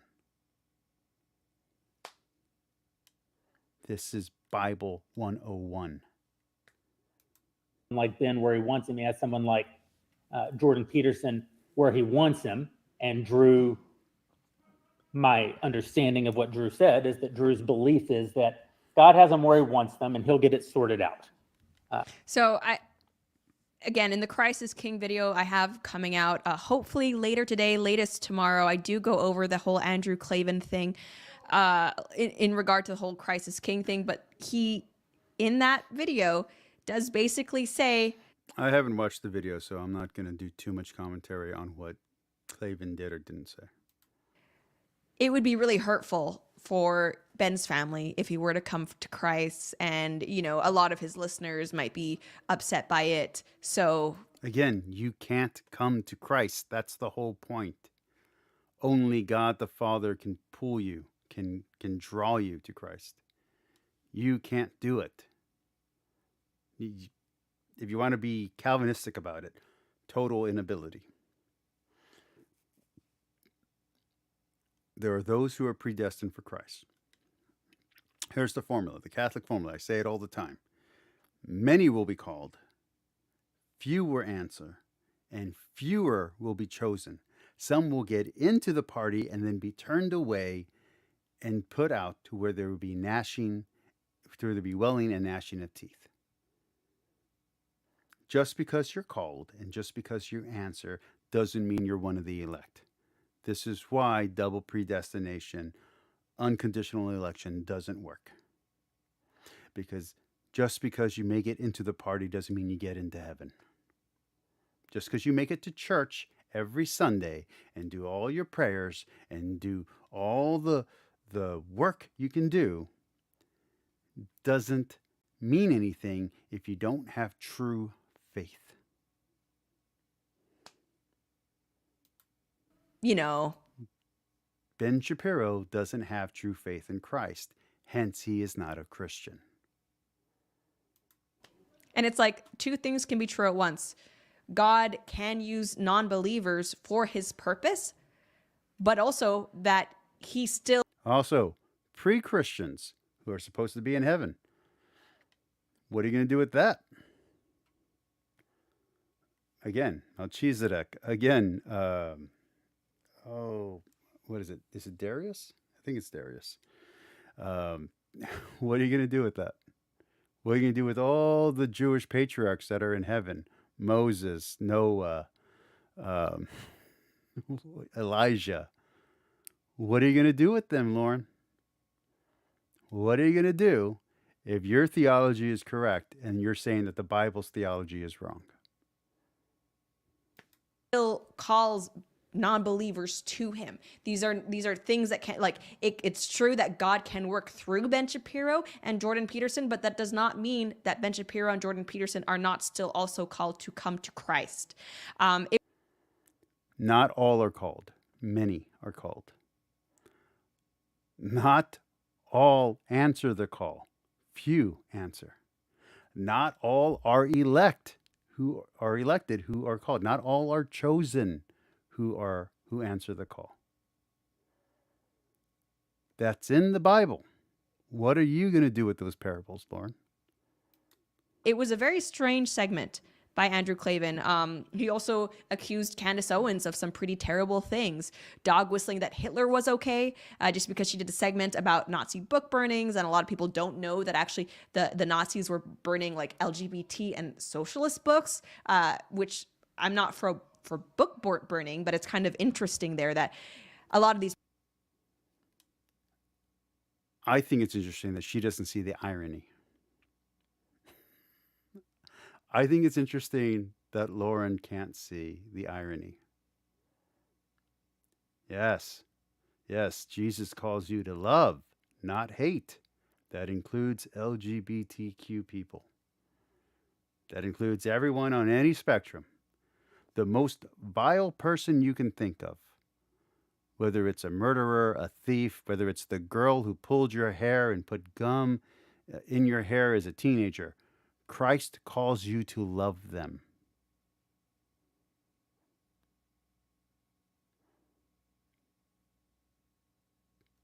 What don't you get? These problems we're having now are not new in regard to like the far left, but obviously it seems like at the Jews, gypsies, Catholics, Orthodox, LGBTQ people, disabled people, all of them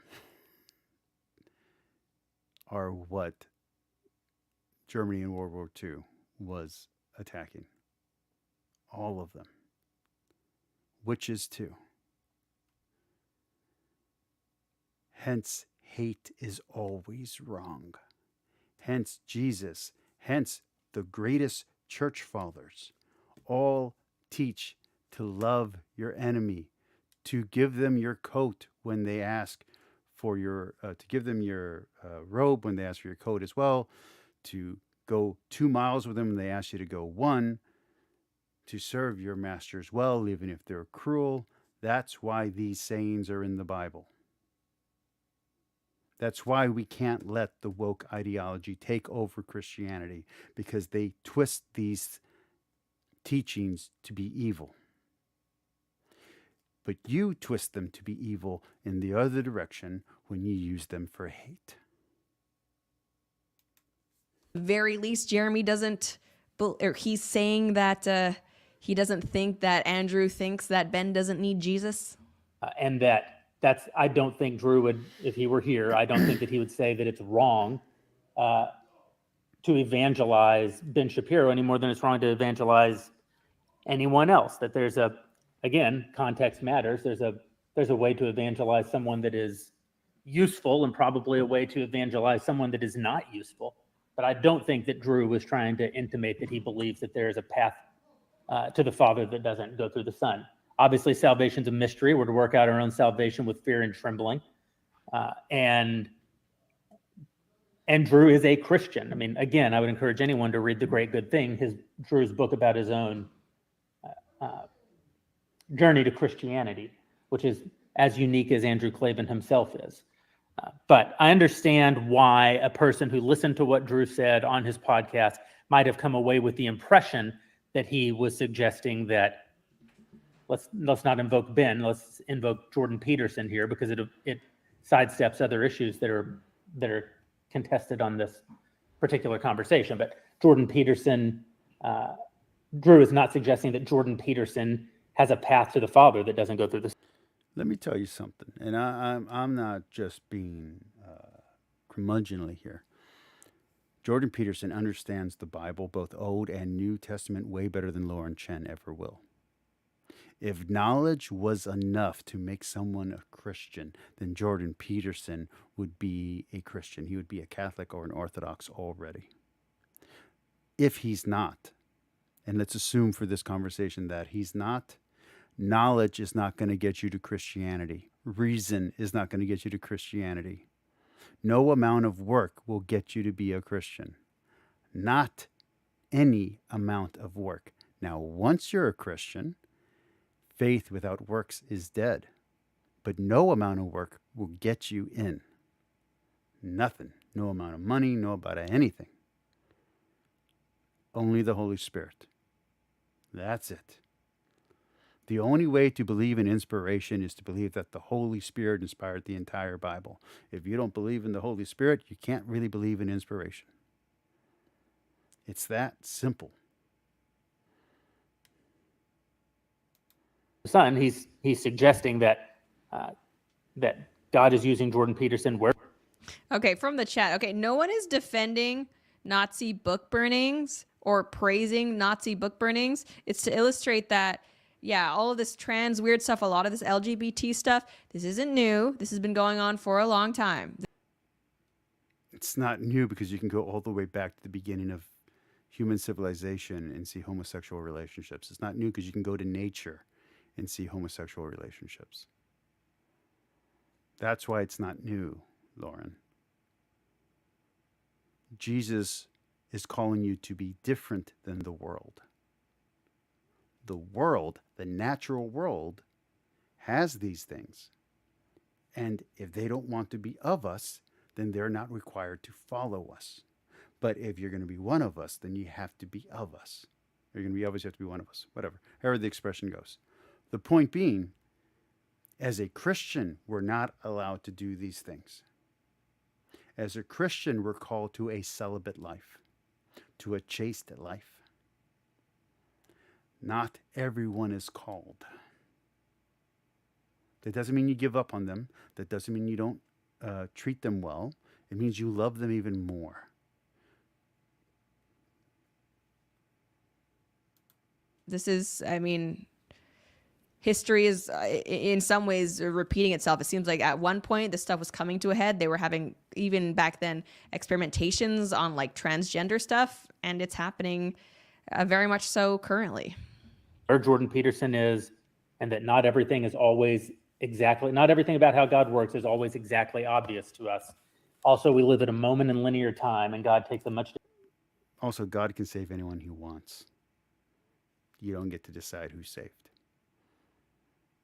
Different view, probably than we do, and I think that's fair to say, since there are no second generation Christians, and everyone on this space who is a Christian, at some point was not a Christian.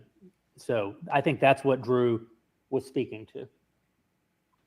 Well, but he said specifically, and I'm not, I'm just trying to ask a question here. He said specifically, because I just pulled up the quote, and I'm not trying to rip him apart, because I do the same. I do a live stream. People take what I say out of context. Sometimes people that are friendly with you do this, but I'll be charitable and say, fair enough. If he was off the cuff, I get it. He said, if Ben were to embrace Jesus, it would cause devastation to his family, to the people who love him, to the people who listen. That is a very true statement. And that's not just for if you were to embrace Jesus. Let's flip it around. Lauren Chen tomorrow embraces Buddhism. You don't think that would destroy her channel? Destroy her following? Jordan Peterson tomorrow becomes Islamic. Jeremy Boring tomorrow becomes Islamic. You don't think that destroys his network, everything? his wealth, his income, his standing in the community. Nick Fuentes tomorrow becomes a Zoroastrian. You don't think all of his fan base just drops? Make it more extreme. He becomes Luciferian. He becomes an atheist. All the conservatives who follow him, gone. It's not a one-way street. And you're acting naive if you don't understand that. There are more pressures in this world than your immortal soul. And according to Ben Shapiro, his immortal soul is saved because he's Jewish and following his faith. So what are you presenting to him to think otherwise? Hate? Anger? Frustration? Jealousy? No, that's of the devil. Quit being of the devil. Love, truth, kindness, charity. That's of God. Listen to him, to his position in the world. Now, I know you just gave an explanation. You can't speak for him, obviously, but that's a pretty outrageous statement to say that. I mean, literally, that's the quote. To embrace Jesus would cause. In the Bible, it says, I did not come to bring peace but the sword. I will set brother against brother, daughter against mother, father against son. My burden is light. Give up all that you own and follow me. Change your ways. Quit being greedy. Give up this multi-million-dollar investment. Lauren Chen, give up your YouTube channel and follow Jesus Christ. Right now. Give up your house. Give up your home. Go be a nun. Give up all your belongings and give them to the poor. Make sure that the poorest person can eat right now by giving up everything you own. Every sin or temptation that you have, throw it out of your life. Whether that's temptation for greed, temptation for success, anything. Anything that's not poverty itself. Throw it out. Let God provide for you only what you need and nothing more. I'm waiting. Oh, that's right. You're not going to do that. And neither's Ben. You're being hypocritical. You're judging him based on a standard you yourself can't reach. The call is to be perfect as your Father in heaven is perfect. So be perfect, Lauren. I know I can't reach that on my own. But yeah, be perfect. Do it. You're calling Ben to do it. You do it. Cause devastation to his life and his position. I mean, certainly just on its face, the denotative meaning of those words, surely you would disagree with this, right? That it is always the right moment to embrace Christianity and that, like, obviously no devastation could come from embracing. Fuentes, give up all your money. Give it all to the poor. Right now. Do it. Put your money where your mouth is. Give up everything you own and give it to the poor. Don't be hateful. Don't be slanderous. Don't talk ill about anyone ever again. You cannot say a single hateful thing ever. Do it. Hey, how's it going? Hey, Bree. I'm chastising the right. Doesn't feel good. Burns a little. Embracing Jesus, right? I mean, do you agree with this? I know I'm not trying to say take a side against Flavin, but I mean, let's just say the words as they are. You would disagree with this, right? Yeah, that's Lauren Chen.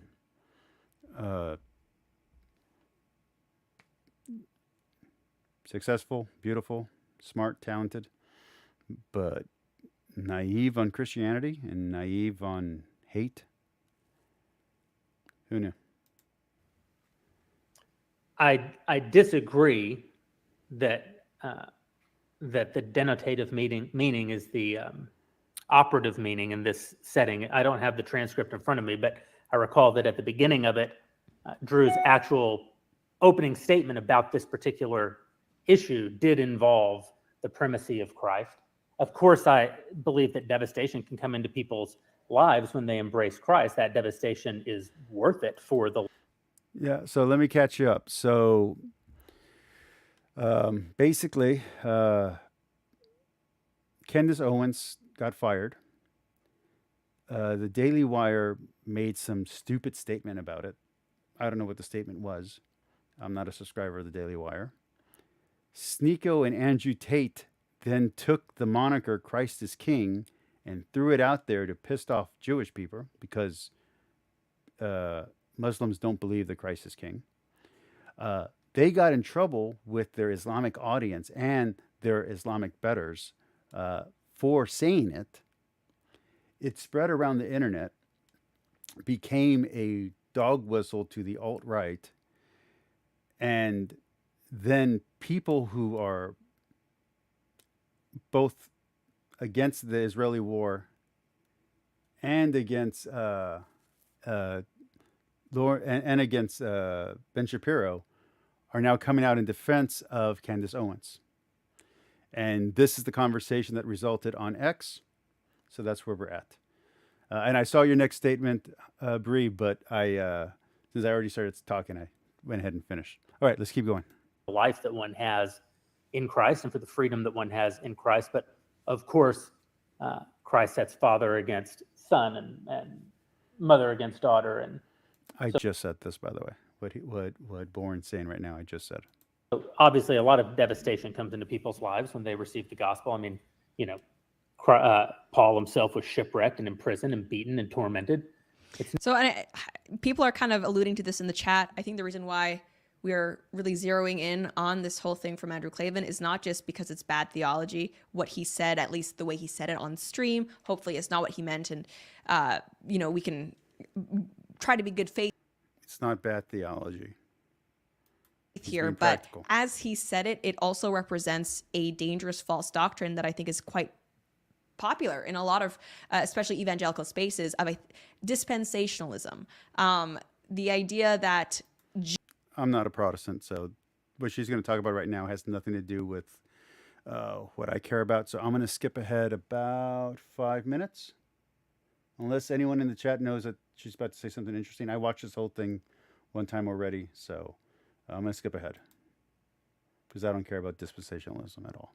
Anti-Semitism, bad vibes, but someone like Ben Shapiro can literally say, let us transfer the Palestinians, let's take them away. Okay, Joel Pollack, Christ is King, but you are still able. The goodwill, the forgiveness, the understanding does not go both ways. And it's like, even like, let's take something with Christ is King. We are saying Christ is King, but you are still able to intuit and again, finish the sentence. Christ is King of the Jews. Finish the sentence to understand how it can be taken as anti-Semitic. Anti-Semitism, bad vibes, but someone like Ben Shapiro can literally say, let us transfer the Palestinians, let's take them away. Joel Pollack, he apologized for this, but he could basically say, like, let's turn Gaza into a parking lot. That's fine. These are explicitly what they're saying. But it's not fine. It's not okay that he said that. If he said that. That's not okay. But it's also not okay to say that the Jews are Christ killers, or to say that the blood of Jesus is on their hand forever. It's not okay either way. It's not okay to attack a Jewish person. It's not okay to attack an Islamic person. It's not okay either way. These are not two extremes. This is the same answer on both sides. It's not okay either way. It's not okay to attack a straight person. It's not okay to attack someone who's LGBTQ.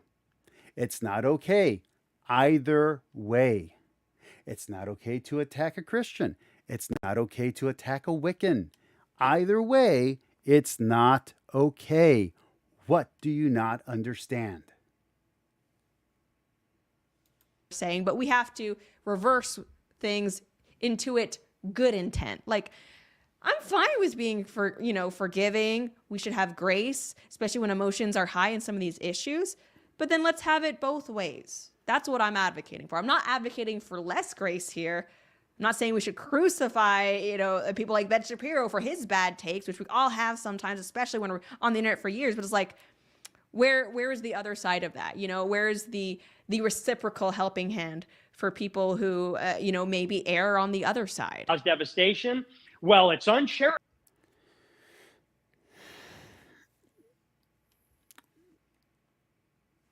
Right now, there are Christians being killed around Jerusalem. Right now, there are Muslims being killed around Jerusalem. Right now, there are Jewish people being killed around Jerusalem. This is not a one and done problem. The anti-Semitism, the anti-Islam, I'm not even sure how to word that one, anti-Muslim sentiment, the anti-Christian sentiment is major. We live in the West. We live in a very protected, very, very protected society where we get the privilege of being Catholic or atheist in the open, where we can wear our Christianity as a billboard. The rest of the world is not like that. Hong Kong is not like that. What are you talking about?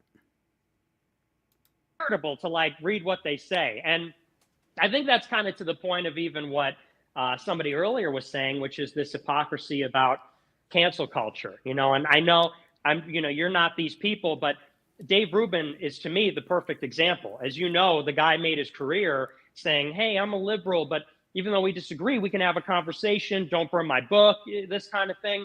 And then I have personal knowledge that when people step out of line on Israel, he makes. Okay, so, Clavin was mentioned in this space. He's not there to defend himself. Candace was mentioned, not there to defend herself. Same with Dave Rubin. I would be happy to have any and all of these people on my platform if they want to set the record straight about.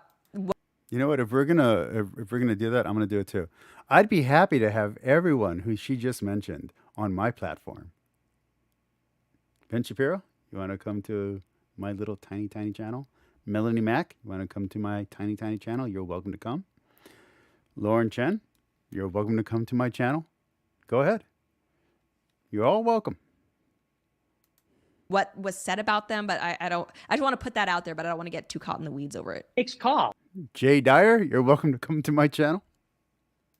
Now, you may refute that. Other people may refute that.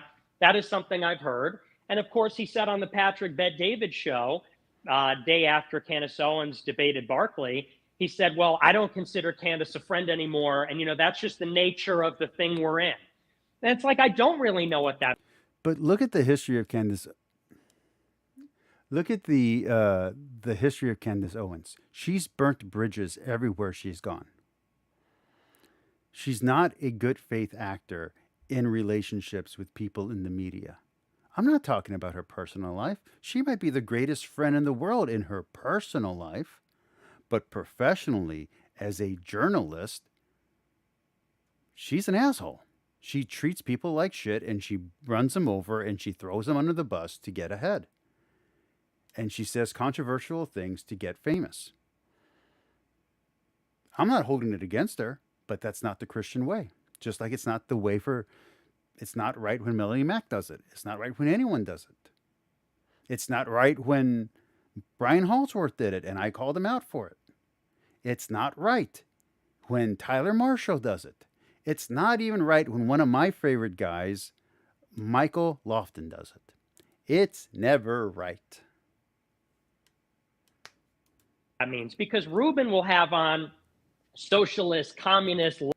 We have a comment in the chat. From Hive Psi. This is that she ratioed Melonie Mac on her own comments today. And Melonie doesn't know the Bible like Bree knows the Bible. Agreed. Me and you have debated each other on the Bible, and I know for a fact that you know the Bible way better than Melonie Mac does. That's the truth. Oh, by the way, anyone watching, feel free to subscribe to Hive Science channel. She talks about cryptoids and she talks about interesting insects.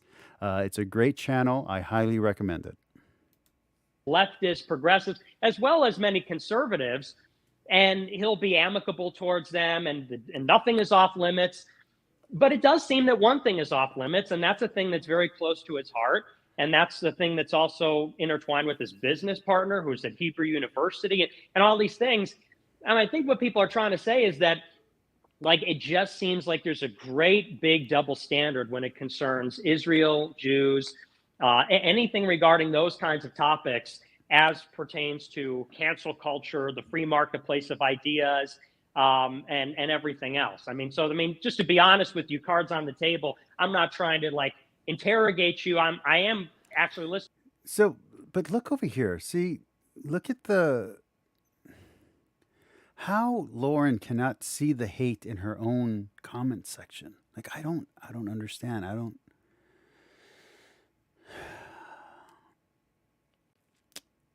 don't understand what she's not seeing.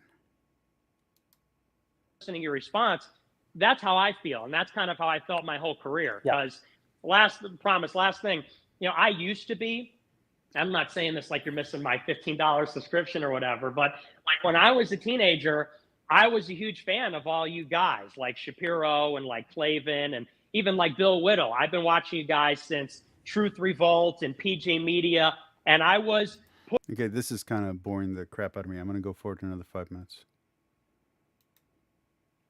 On their body of work. I can give some charity to Andrew Clavin's positions on his broadcast this last week because he's spoken so extensively about his faith. He's written extensively. Okay, everyone, a celebrity has just entered the chat. B.S. Lewis is here, the famous B.S. Lewis. Everybody, some applauds. Applaud for B.S. Lewis. About his faith.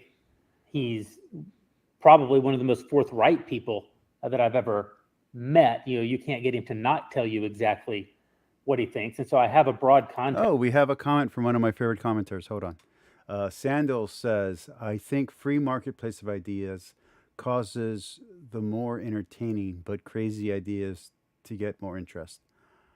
I agree 100%. Whenever I say something reasonable, my channel views go down. Whenever I say something slightly uncompromising, my views go up. So, yeah. Text with which to judge the things that he says. I have a broad context to understand the things that Ben says. And, Nick, to the extent that you've said things like, when we come to power, we're going to kill the perfidious Jews, it's very hard then not to keep that as context in mind when you say that you're not anti-Semitic. And I understand that. So does Lauren not understand or not know about blood libel, about the pogroms, about the history of the Christian-Jewish relations going all the way back to the synagogue-church split? Does she not understand who the church fathers are? Does she not know any of these things? It's so bizarre that she is this naive on a topic that is so historically documented. Like, if anything is documented in the world, it is people's hate of Jewish people. I think that is the most well-documented thing in the history of the world. You're a very funny guy. You make very subtle arguments and you tell a lot of jokes. It's very hard after a certain amount of time, though, to believe that all of those jokes are jokes. And so, to the extent that you had a bad experience with some of the young people who worked for me 10 years ago or 9 years ago or whatever it was, 8 years ago, that's unfortunate. I wish that things had turned out a little bit different than they had. I mean, I feel like that's kind of patronizing and disingenuous. He had a bad. How is that patronizing and disingenuous? Bourne didn't have to apologize. Bourne could have said, "Look, you've been a jerk from then on, and I don't like your crap still." He didn't do that. He did the more professional thing. Take it as a win. Bad experience. I mean, people like Cassie Dillon basically tried to destroy him. Ben Shapiro publicly disavowed him and smeared him as an anti-Semite. It's not just a bad experience with some young people 9 years ago. This basically sent Nick down the path where he's completely deplatformed. He's basically.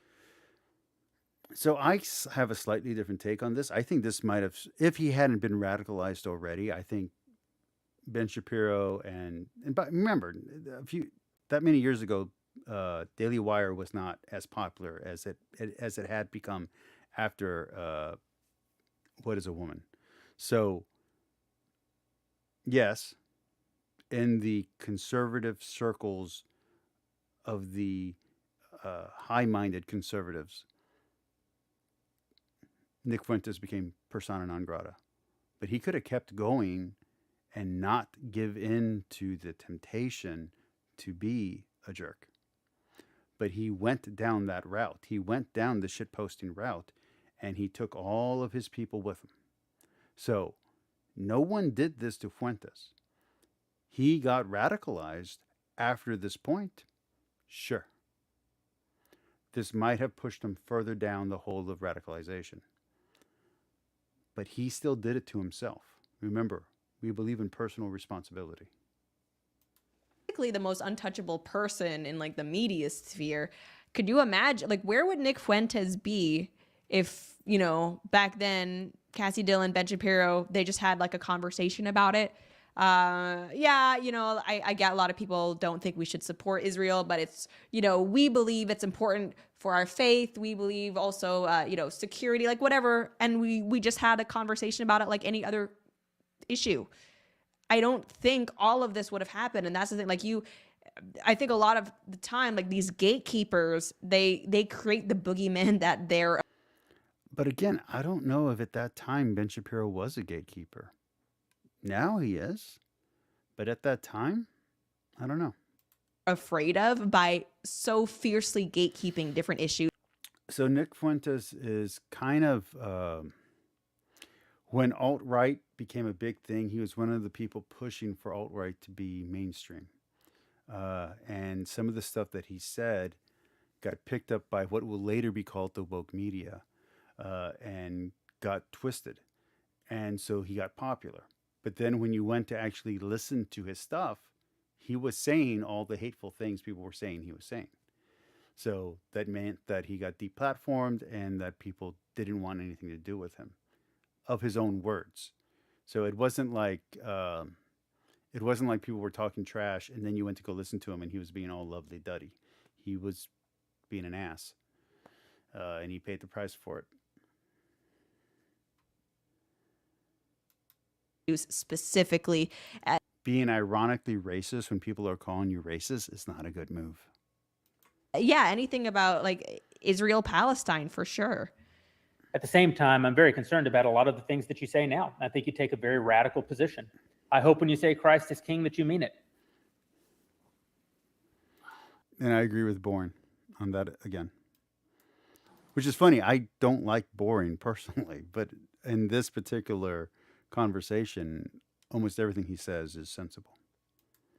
If I may, I'd like to, I don't know if Candace Owens wants to respond to that. I don't want to take up all your time, Jeremy, and that's fair enough. And I hope you don't see this as me like the aggrieved, like bitter guy, or obviously I forged my own path. I did my own thing. To the credit of what you guys say, I kind of did that, didn't I? You say, oh, well, start your own thing or whatever. And I basically did that. So it's not sour grapes. I'm just trying to tell people. But Nick Fuentes is inflammatory, and he does throw red meat to the ultra-right. And he does purposely, whether it's irony or whether he means it, say anti-Semitic things and say racist things. whether it's supposed to be a joke or not. And maybe he's just not a good comedian, because you can get someone like Bill Burr who can say misogynistic thing and nobody thinks he's a misogynist. Maybe you just don't know how to tell a joke. Where I'm coming from, because I think a lot of people, when Candace Owens says Christ is King, they bring my name into it and they say, oh, is this Groiper, Fuentes stuff? And, you know, to your point about saying killing Jews or whatever. So to that point, for people who are wondering, like, why are you interrupting him to defend him on the Jew killing part? Hey, that's kind of like that's like exactly anti-Semitism. You're gonna save him there? Why was Nick specifically on this podcast or on this space? Why was Jeremy here? Essentially, we were having a conversation about Christ is King.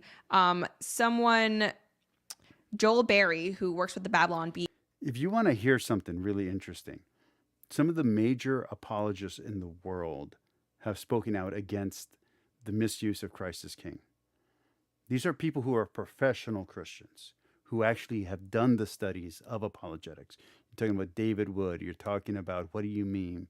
You're talking about Allie Beth Stuckey.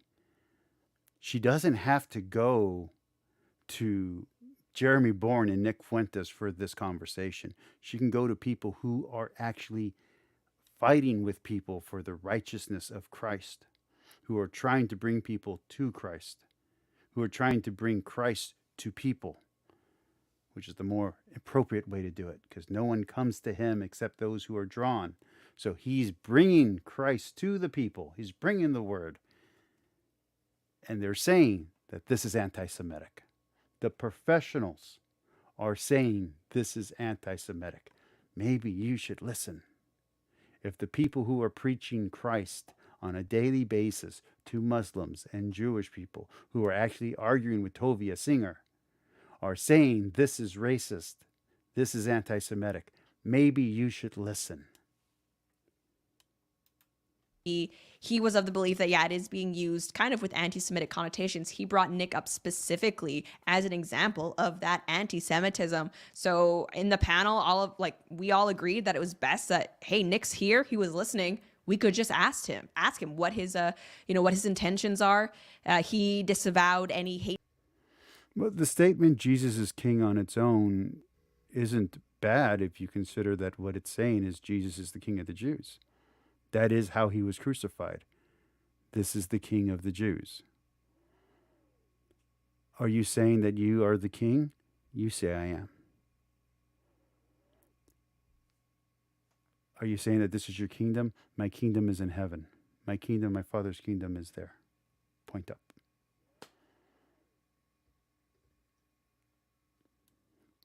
That's where it comes from. Hatred of any people, but also did confirm that he's not just using it as a statement of faith, even though, Nick's Catholic. He does want to use it as a way to push a Christian, message to the forefront of. I think she just tried to say that Catholics aren't Christians. Is that what she just did? I'm going to replay that, and then I'm going to take a little break to stretch my legs, and then we'll come back and we'll fast forward a bit and we'll finish off, because I want to cover her closing statements where I feel she really went off track.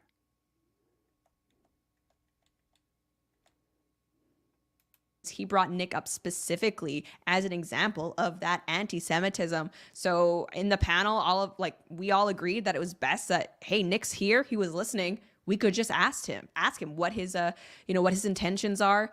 He disavowed any hatred of any people, but I can disavow that I'm Mexican. It doesn't mean I'm not Mexican. I can disavow I'm wearing a black shirt. Doesn't mean I'm not wearing a black shirt.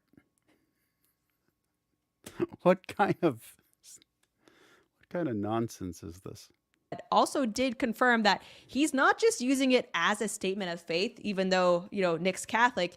He does want to use it as a way to push a Christian, message to the forefront of their America First movement. Interesting stuff. We had a good conversation about it.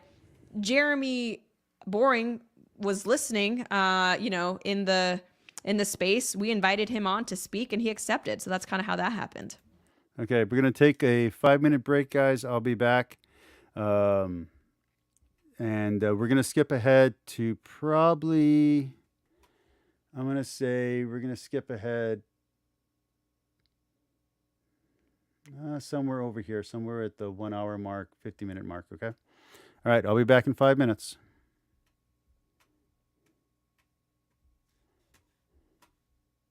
Remember you and me, and how careless we could be.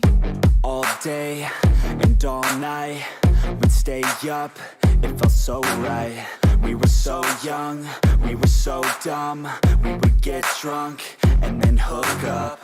We were okay, we were alright, staying awake till the sunrise. We were in love, couldn't stop us, like a good drug, never enough. We'd hook up in my car, driving so far, play you guitar, you'd show me your art, let down our guards, think with our hearts, stare at the stars. We were never apart, drinking too young, way too much fun, out in the sun, open when it's gone. Took you to prom, dance to our song, dance all night long till the lights come on.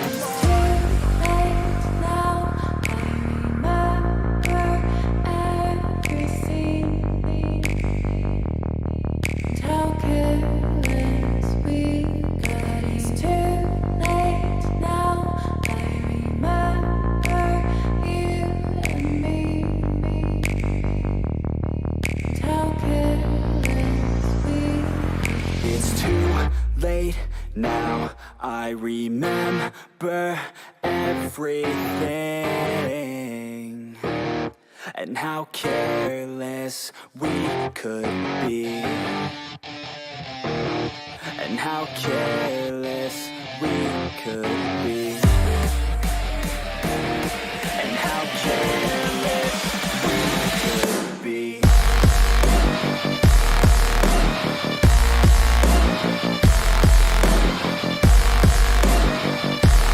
And how careless we could be.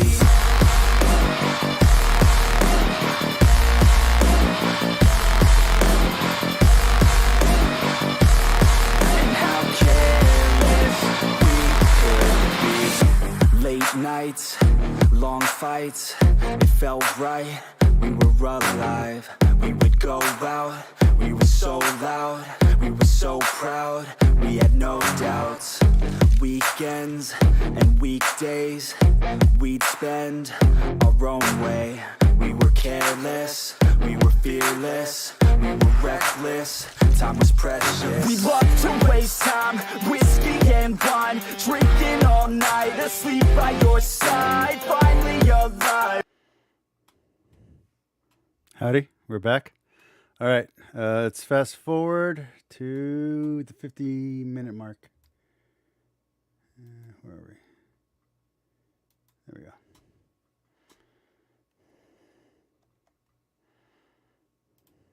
Christ should reign in our hearts, and not just politically, but, you know, we ought to act with love towards people who we disagree with or who hate us or whatever. So I just want to say I understand the criticism that you've been leveraging over the past few days, but one of the things that stands out to me as a Christian, as someone who wants America put first in our country.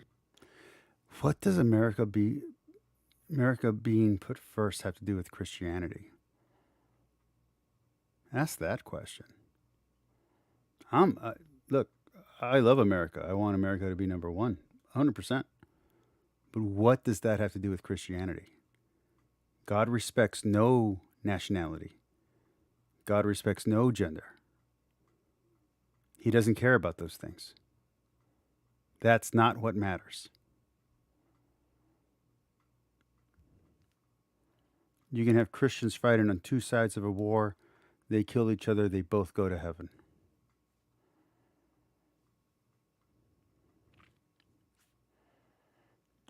What does America first have to do with Christianity? Absolutely nothing. Is, I guess, like, just watching the discourse around this, looking at Candace Owens firing, hearing Nick's anecdote about getting, viciously attacked as a quote unquote anti-Semite when he was 18. I speak for myself and a lot of other people on the right wing when I say that my perception of the Daily Wire, and of course, I'm sure you'd probably disagree with this, but my perception of the Daily Wire is that in many ways it is an Israel first company. And the reason why, Even if it was, how does that matter? I say that is because, like I said, I saw the ADL hit piece come out against Candace Owens, aligning her with. And that's one of the. So I listened to the larger 3-hour chat. A lot of this is just talking in a circle. Nick Fuentes, boom, 24 hours later, she's sacked from the Daily Wire. This happens after she's criticizing the nefarious ways in which some Jews use their power. I gotta go soon, so let me try to. There's a specific part But I want to get to. Not Israel driven. First, though, is just Israel is doing, how that's not what it looks like. And even who, is giving sympathy to Palestinians. Okay, there's my shrill voice. Let's hear what I have fighting to the left and building the future in this country. I think that probably a more accurate thing, I believe, is that because you have a particular viewpoint about American involvement in Israel or Jewish involvement. And I want to state again for the late viewers here, I'm pro-Israel, but I think they have gone too far. I am 100% pro-Israel. And I think they have gone too far. They are not only killing Christians, they're not only killing atheists, they're not only killing the bad guys. I don't want to say the name of the group just in case that somehow affects this. But they are going too far. I didn't think that a month ago. But today, at the end of this month, they've won and they haven't stopped. You've won. You've beaten the bad guy. Stop.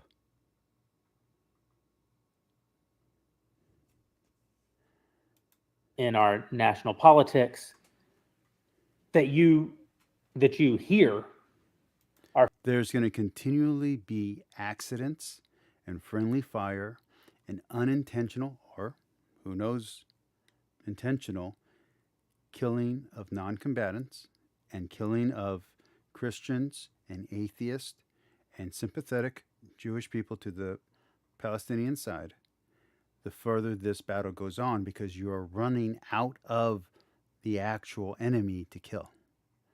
Which means to get to the enemies who are hiding, to get to the enemy who is hiding among the civilian population, more of the civilian population is going to get injured.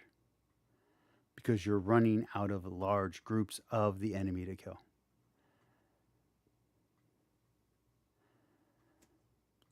That's not hard to know. I'm not a soldier, but I've played enough Rome Total War to know that eventually you run out of the bad guy. It's not like they're infinitely spawning. This is not a video game. These are real people that you're killing. And when you've won a war and you've met your objective, what is the next objective? I'm not saying declare peace, but maybe declare amnesty. When the war started, I mentioned the Christian perspective. The Christian perspective is peace. The Christian perspective is to forgive your enemy. That type of forgiveness does not exist in the Jewish theology. Jewish theology? In the Old Testament on its own, you need the Talmud, you need a lot of other stuff to get to the kind of forgiveness that Christianity teaches. To forgive your enemy. To be merciful to your enemy. That's the call of Christ. While in a small argumentative way, Lauren Chen is not expressing that love. In a deeper, more dangerous way, Israel is currently not expressing that compassion. I get it. They're being as safe as they can be. They're doing the best that they can not to kill civilians. Congratulations. But at some point, there's no more enemy left to kill. I don't know if they're there yet. I don't know enough about the current goings on in the war. I got most of my information from Generals and Kings and Generals channel on how the actual war is going, and the news. But based on the news and based on the channels that analyze modern warfare, you've won. Why are we still fighting? And I say we because I stand with Israel. Why are we still fighting? You've won. What objective do you have? And I know you can't give out the objective on national TV. That'd be stupid to give to your enemy. But I'm asking rhetorically, what objective do you have that can justify the war continuing? I don't see one. Our feelings about Israel, and by our, I probably mean mine and Ben's most prominently, since Matt Walsh's is very different, or even Michael Knowles's is very different. I think that you hear that resonate more loudly, but the actual truth is that the vast majority of our efforts go into trying to protect our country and trying to change the politics in our country, trying to fight for our culture. And I say our because Ben Shapiro is also an American citizen. Ben Shapiro is also, he spent every single day of his life, other than a brief stint at Harvard Law, he spent every single day of his life in Southern California until... And this kind of bleeds into my view on TikTok and WeChat and a few other Chinese companies. There's nothing wrong with them being Chinese companies. There's nothing wrong with the Daily Wire supporting Israel. You don't have to agree with them. And Daily Wire shouldn't have to defend that they are supporters of Israel. Israel is our ally. We are supporting them financially and militarily. And we have trade with them. I can't go buy my favorite bottle of Russian alcohol, but I can go to my local grocery store and buy products from Jerusalem, from Israel, right now, in the middle of war. They can get their goods to my store before they perish, before perishable food perishes. Stuff from Israel can get to my door. I can order stuff right now for my clothing, for anything. So there is an imbalance going on. Until very recent years when we moved the company. So, in some ways, I think a man hears what he wants to hear and disregards the rest. And that's probably a bit of what we're dealing with. The idea that we're Israel first, though, is just that's not accurate. But you say that you all have different views on Israel, and I'm sure to a certain extent that's true. But do you understand, at least from the public perspective, when you fire the one host who's actually outspokenly critical of what Israel is doing, how that... But again, she wasn't fired for just the Israel stuff. She's been indicating that she's been wanting to leave for a long time now. And she's been opposing Ben, the #1 star, one of the founders of the company, for a long time now. She was going to get fired. It's going to be either Ben gets fired or she gets fired. And she doesn't have the audience draw that Ben does. Simple math. That's not what it looks like. And even, Andrew Klavan in his video, he says it's not anti-Semitic to criticize Israel. It's not anti-Semitic to, criticize or, try to give sympathy to the Palestinians. I can't think of a single prominent conservative who does that, who's critical of Israel. Maybe because we agree with Israel. Maybe that's what it is. Maybe we agree. Maybe. And also, you are a prominent conservative and you disagree with Israel. Do you not count? Who, is giving sympathy to Palestinians, who is not smeared as anti-Semitic. You say that you give, great... The anti-Semitism comes in using stuff like and perverting and twisting things like the words Christ is King to show that you are against Israel and pro-Palestine. It's the actual way that you're using the phrase to be against Israel, to be against Jewish people. That's what makes it anti-Semitic. The way you're actually using it, not the way you're hypothetically using it, not the way that it's supposed to be meant. No, the way that you're actually using the words is what's anti-Semitic. The actual function that you're doing. Race depending on record, which is fair. Candace Owens, she's someone who worked for PragerU, Daily Wire. She spent her career calling out issues within the Black community, including Black. And again, you don't see the irony. Black leaders criticizing the American government. But again, outside perspective, at least, it. Anybody know how to spell grifting?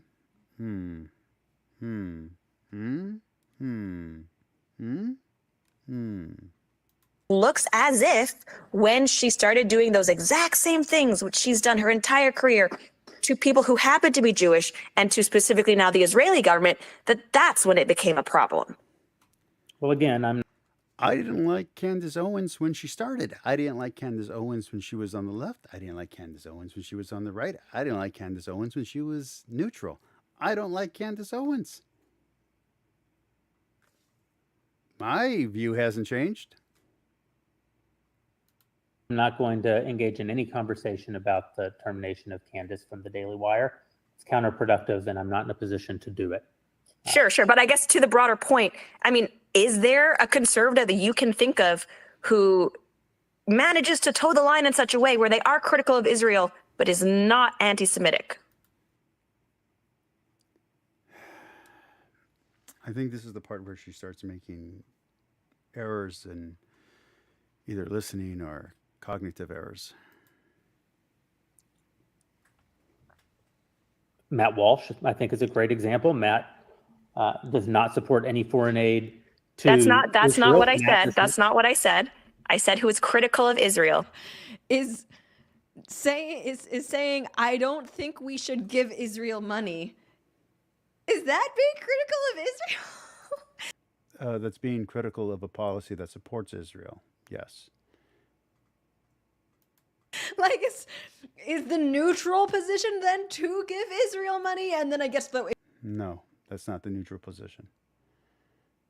If you really want to be pro-Israel, then you're like, all the money. Like, what? I don't understand how you don't understand what he just said.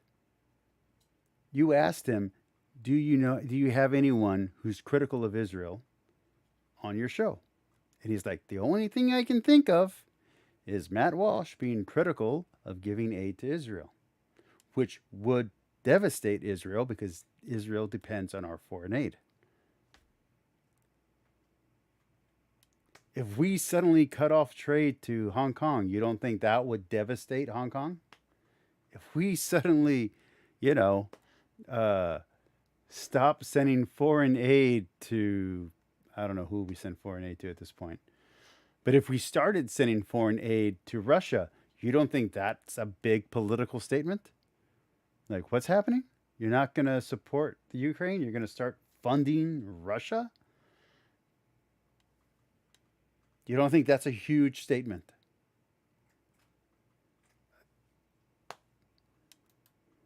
What? The brain falls out of her ear. No. Gosh. Well, he doesn't think we should give them money. Therefore, like, that's not criticism. That's huge criticism. Again, imagine if he said something like, let's send money to Russia. It's huge criticism. Let's stop sending money to the Ukraine. Let's not support Japan financially. Let's not support Israel financially. You don't hear how that's a huge thing, where their total economy would collapse, where their military infrastructure would collapse if we stop sending them weapons? If we start being non-foreign interventionalist and we just stop supporting Israel altogether, you think it lasts for another 50 years as a country without U.S. military or finance support? Well, critical of Israel in what regard? I'm critical of Israel. It's mostly a socialist country. I guess. Foreign aid could go to Myanmar, and I can't pronounce the word. Thank you, Bree. What, for example, what they're doing in Gaza. Well, yeah, I think it's a fundamentally wrong-headed notion. I mean, Fundamentally wrong. The question you're asking, Lauren, I think is akin. Well, yeah, I think it's a fundamentally wrong-headed notion. In Gaza. Yeah, so what, for example, what they're doing. It's mostly a socialist country. I guess, so what, for example, what they're. I'm critical of Israel. It's mostly a socialist country. And he's not wrong. Israel is the most liberal nation in all of the Middle East. There are no gay rights in Islamic countries. Even straight couples can't hold hands or kiss in public in some of the Islamic nations. Women have to be covered up. The attack was an attack on a rave being celebrating Israelites who were supporting the Hebrew people who were supporting the Palestinians. That's who was attacked, were the liberal Israeli people. Okay?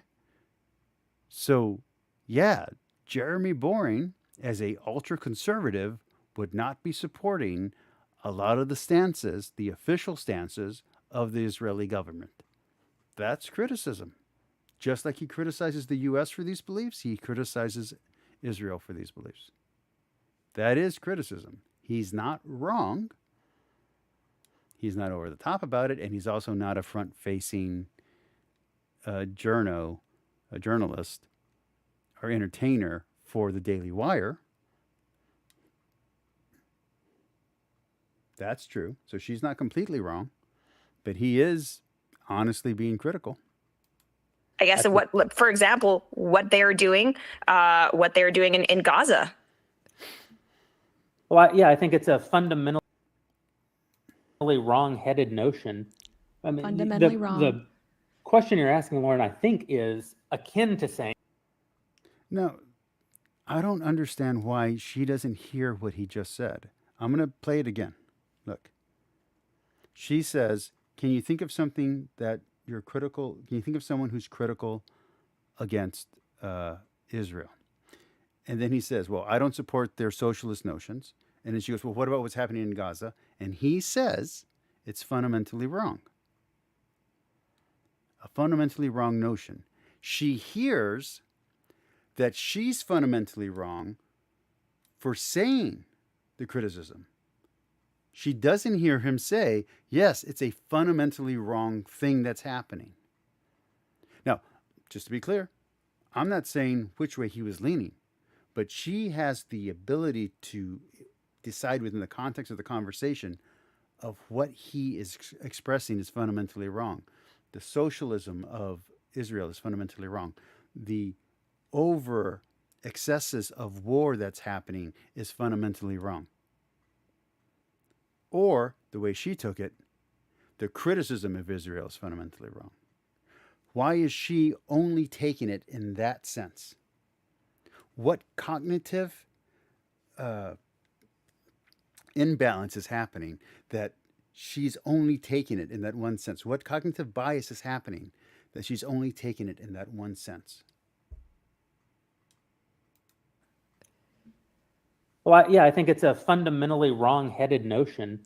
I mean, Fundamentally wrong. The question you're asking, Lauren, I think is akin to saying, can you think of a single prominent national conservatism who supports universal health care and abortion on demand?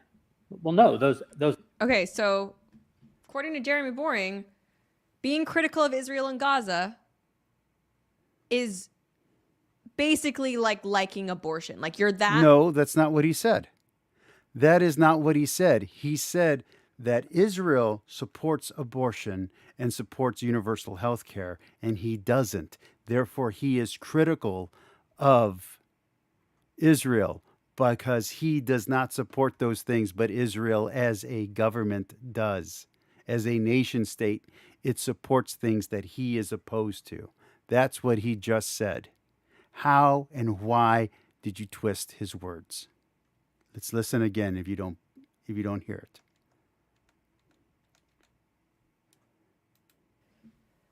Well, yeah, I think it's a fundamentally wrong-headed notion. I mean, Fundamentally wrong. The question you're asking, Lauren, I think is akin to saying, can you think of a single prominent national conservatism who supports? So, can you think of a single national conservative? He shouldn't have said conservatism. He misspoke. But conservative. Universal health care and abortion on demand. Well, no. And he goes, who supports universal health care and abortion on demand, because those are things that he believes Israel is supporting.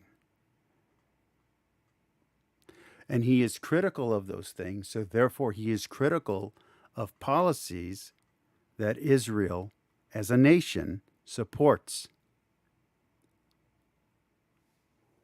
What can't you hear in what he says? Oh, those. Okay, so according to Jeremy Boring, being critical of Israel and Gaza is basically like liking abortion. Like you're that. No, he's saying the opposite. He's saying, I'm critical of Israel's support of abortion. I'm critical of Israel's support of gay rights. That's what he's saying. Do you not know anything about Israel? Do you not know anything about their politics? There's not a lot of countries I know a lot about. I'm going to be blunt with you.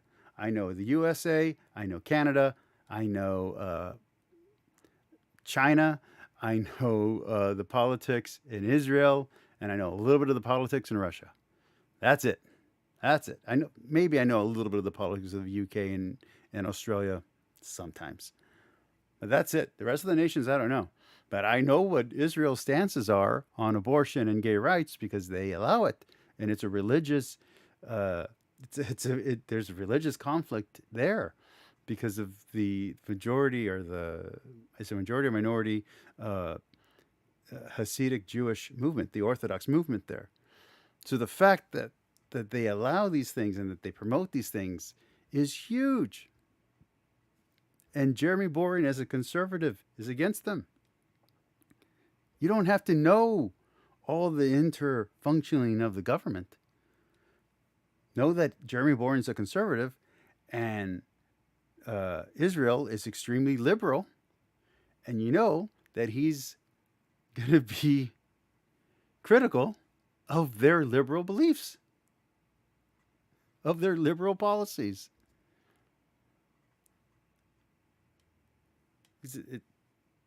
What aren't you understanding, Lauren?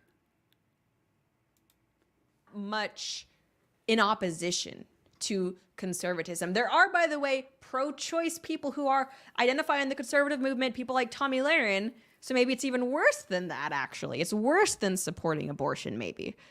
Those aren't actually actually conservative ideas. It's one thing to say that one can be critical of Israel. It's another thing to say that we aren't capable of moral. No, that's not what he said. He's saying that Israel has liberal views and that he doesn't support Israel's liberal views. Listening comprehension. Look it up. Reason enough to conclude that when terrorists murder 1,200 innocent people, that there's some sort of strange moral equivalency that suddenly comes in, or that suddenly Israel has no national interest in protecting its citizens or responding to that attack. And again, he's not wrong. If this happened in the United States, as we had a tragedy happen here, we went overboard with our reaction. We literally attacked a country that had nothing to do with it and took out their leader.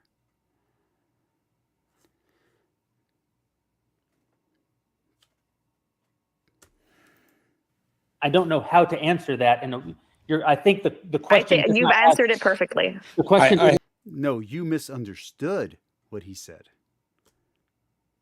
He knew he stumbled in the way that he was answering, and you misunderstood what he was saying. The question doesn't have an answer. You're saying, is it within my values? Can someone have my values and believe that it's that Israel is worse than Hamas? And my answer. And I agree with him. My answer is no. You should not equate the enemy with the people of the nation. So the Palestinians are suffering, but the enemy who attacked Israel is still the enemy. And Israel had a right, and still has a right, and will always have a right to defend itself. But the Palestinian people, who are not the people who attacked Israel, have a right to survive and have a right to defend themselves. This is not complicated, Lauren. Why aren't you understanding? What bias do you have that's preventing you from understanding what Jeremy is saying? There's no. Someone can't have my values and conclude that. Who's saying? But I'm pretty sure I didn't say that Israel was worse than Hamas. I said Israel's response in Gaza, which obviously, there are other. Who do you think they're fighting? You know what? They're fighting the Turks from like a 1,000 years ago. The Romans. That's who they're fighting. The Israelites finally got their hands on some Romans. The Sassanids. They finally are fighting back against the Sassanids. What are you, stupid? Other countries who have their own military forces who have criticized the military operation there. And I'm assuming that they would understand what possibilities there are in terms of a retribution or retaliation. But I suppose that's the issue that people are having. So what I want to say to this, and we get to this point later, but I wanted to highlight this segment, is that according to Jeremy Boring, you can't be a conservative and have criticisms of like what's going on in Gaza because it is. That's not what he said. That's not what he said. He said he's a conservative and he criticizes what's happening in Gaza and he criticizes Israel. But he supports Israel's right to defend itself as a nation, and the tragedy that happened to it was so traumatic that he understands how they're acting. And he thinks that they have the right to defend themselves. And he said nothing beyond that. That's not him condoning, but that's also not him condemning. He said nothing beyond they have the right to defend themselves.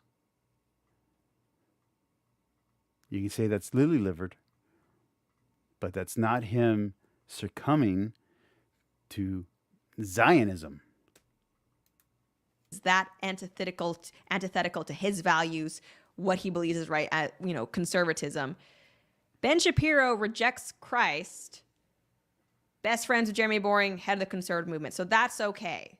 So did she just say Ben Shapiro's the head of the conservative movement, or Boring's the head of the conservative movement? If we're picking leaders, I'm picking Jordan Peterson. I'm just saying. Fuck Jeremy Boring. Get me Jordan Peterson. I'm not even saying we need to, I don't think we should expel Ben Shapiro from the conservative movement, but it seems to me. Why would you? You want to lose every election for the next 15 years? Yeah, you know what? Fuck Rush Limbaugh. I don't want him in the Republican Party. He doesn't do us any good. He says too many controversial things. Strategy? A little bit. Just kind of. You want some strategy? Like their version at the Daily Wire of conservatism hinges more on support for Israel than it does Christianity, right? Because Christianity clearly. What does the religion have to do with conservatism? You don't think there's conservative Muslims? You don't think there's conservative Jewish people? There's a whole branch of Judaism called Orthodox. That is nothing but conservatives. That's a huge, huge voting bracket. Conservative Christians, huh? Who support Israel? Maybe you're appealing to those people. There are conservative Muslims. There are conservative Hindus. Your religion has nothing to do with whether or not you're conservative or not. My wife is an atheist, and she's the most conservative person I know. Clearly is not the make or break over there. Support for Israel, like, that's strange. That's strange. I don't think it's not anti-Semitism to point out, like, that's weird. It's a foreign country. Okay. She's confusing the religion with the people, with the nation. There are liberal Israelis. There are Reformed Jews.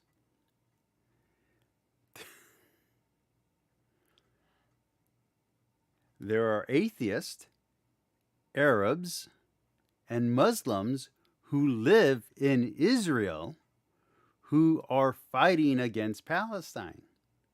There are Arab Muslims who are Israeli citizens.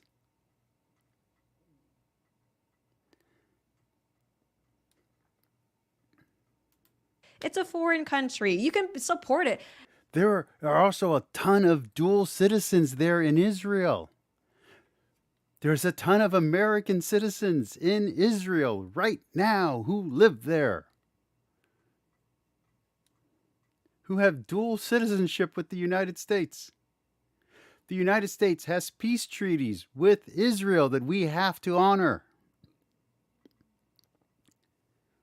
We have trade with Israel that we have to honor.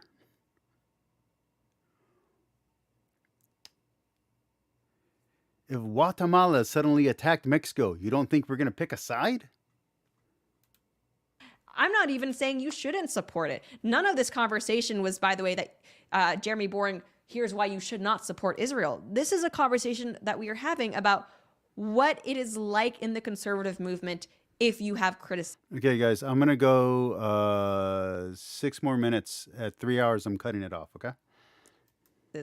You are blacklisted, you are smeared as an anti-Semite, and it's like that type of behavior needs to stop. I think people are sick of it. It's untenable, especially you look at the way that Gen Z views the conflict. Like, do conservatives just never want to win an election? Because, like, yeah. Do you not want to win the very next election? We are in the worst economy we've ever had. Inflation is beyond insane. Employment is down. You don't want to win the next one? You want another 4 years of Biden? Yeah, there are long-term strategies and short-term strategies. Yeah, like older people, we got the boomers. They're all in on Israel. Like, that's not the way. Am I a boomer? Am I a boomer? Someone be honest with me. Am I a boomer?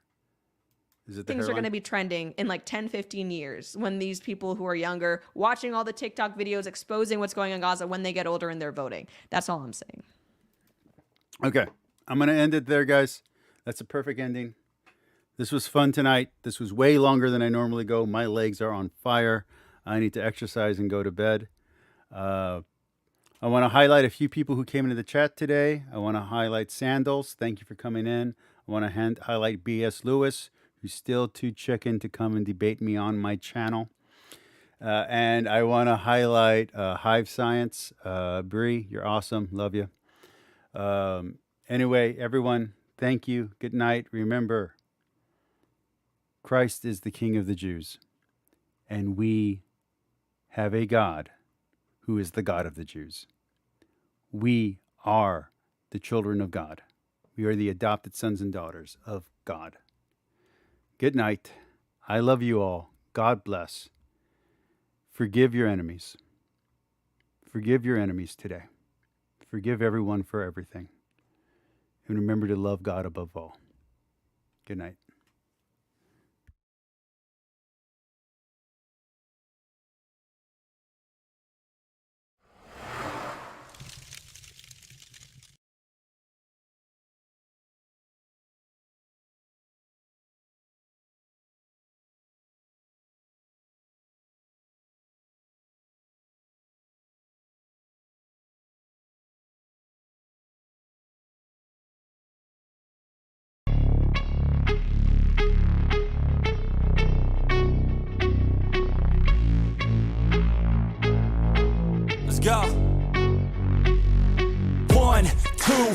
3, 4 steps I take from my bed to the floor. 5, 6, 7, 8. Will today be rough or will today be great? 9, 10, 11, 12. Lately I've been going through hell. 13, 14, 15, 16. Today's the day. Are you coming? Are you I'm sick of being normal? I'm sick of being average. I'm sick of being mortal. I'm about to be a savage. I see a lot of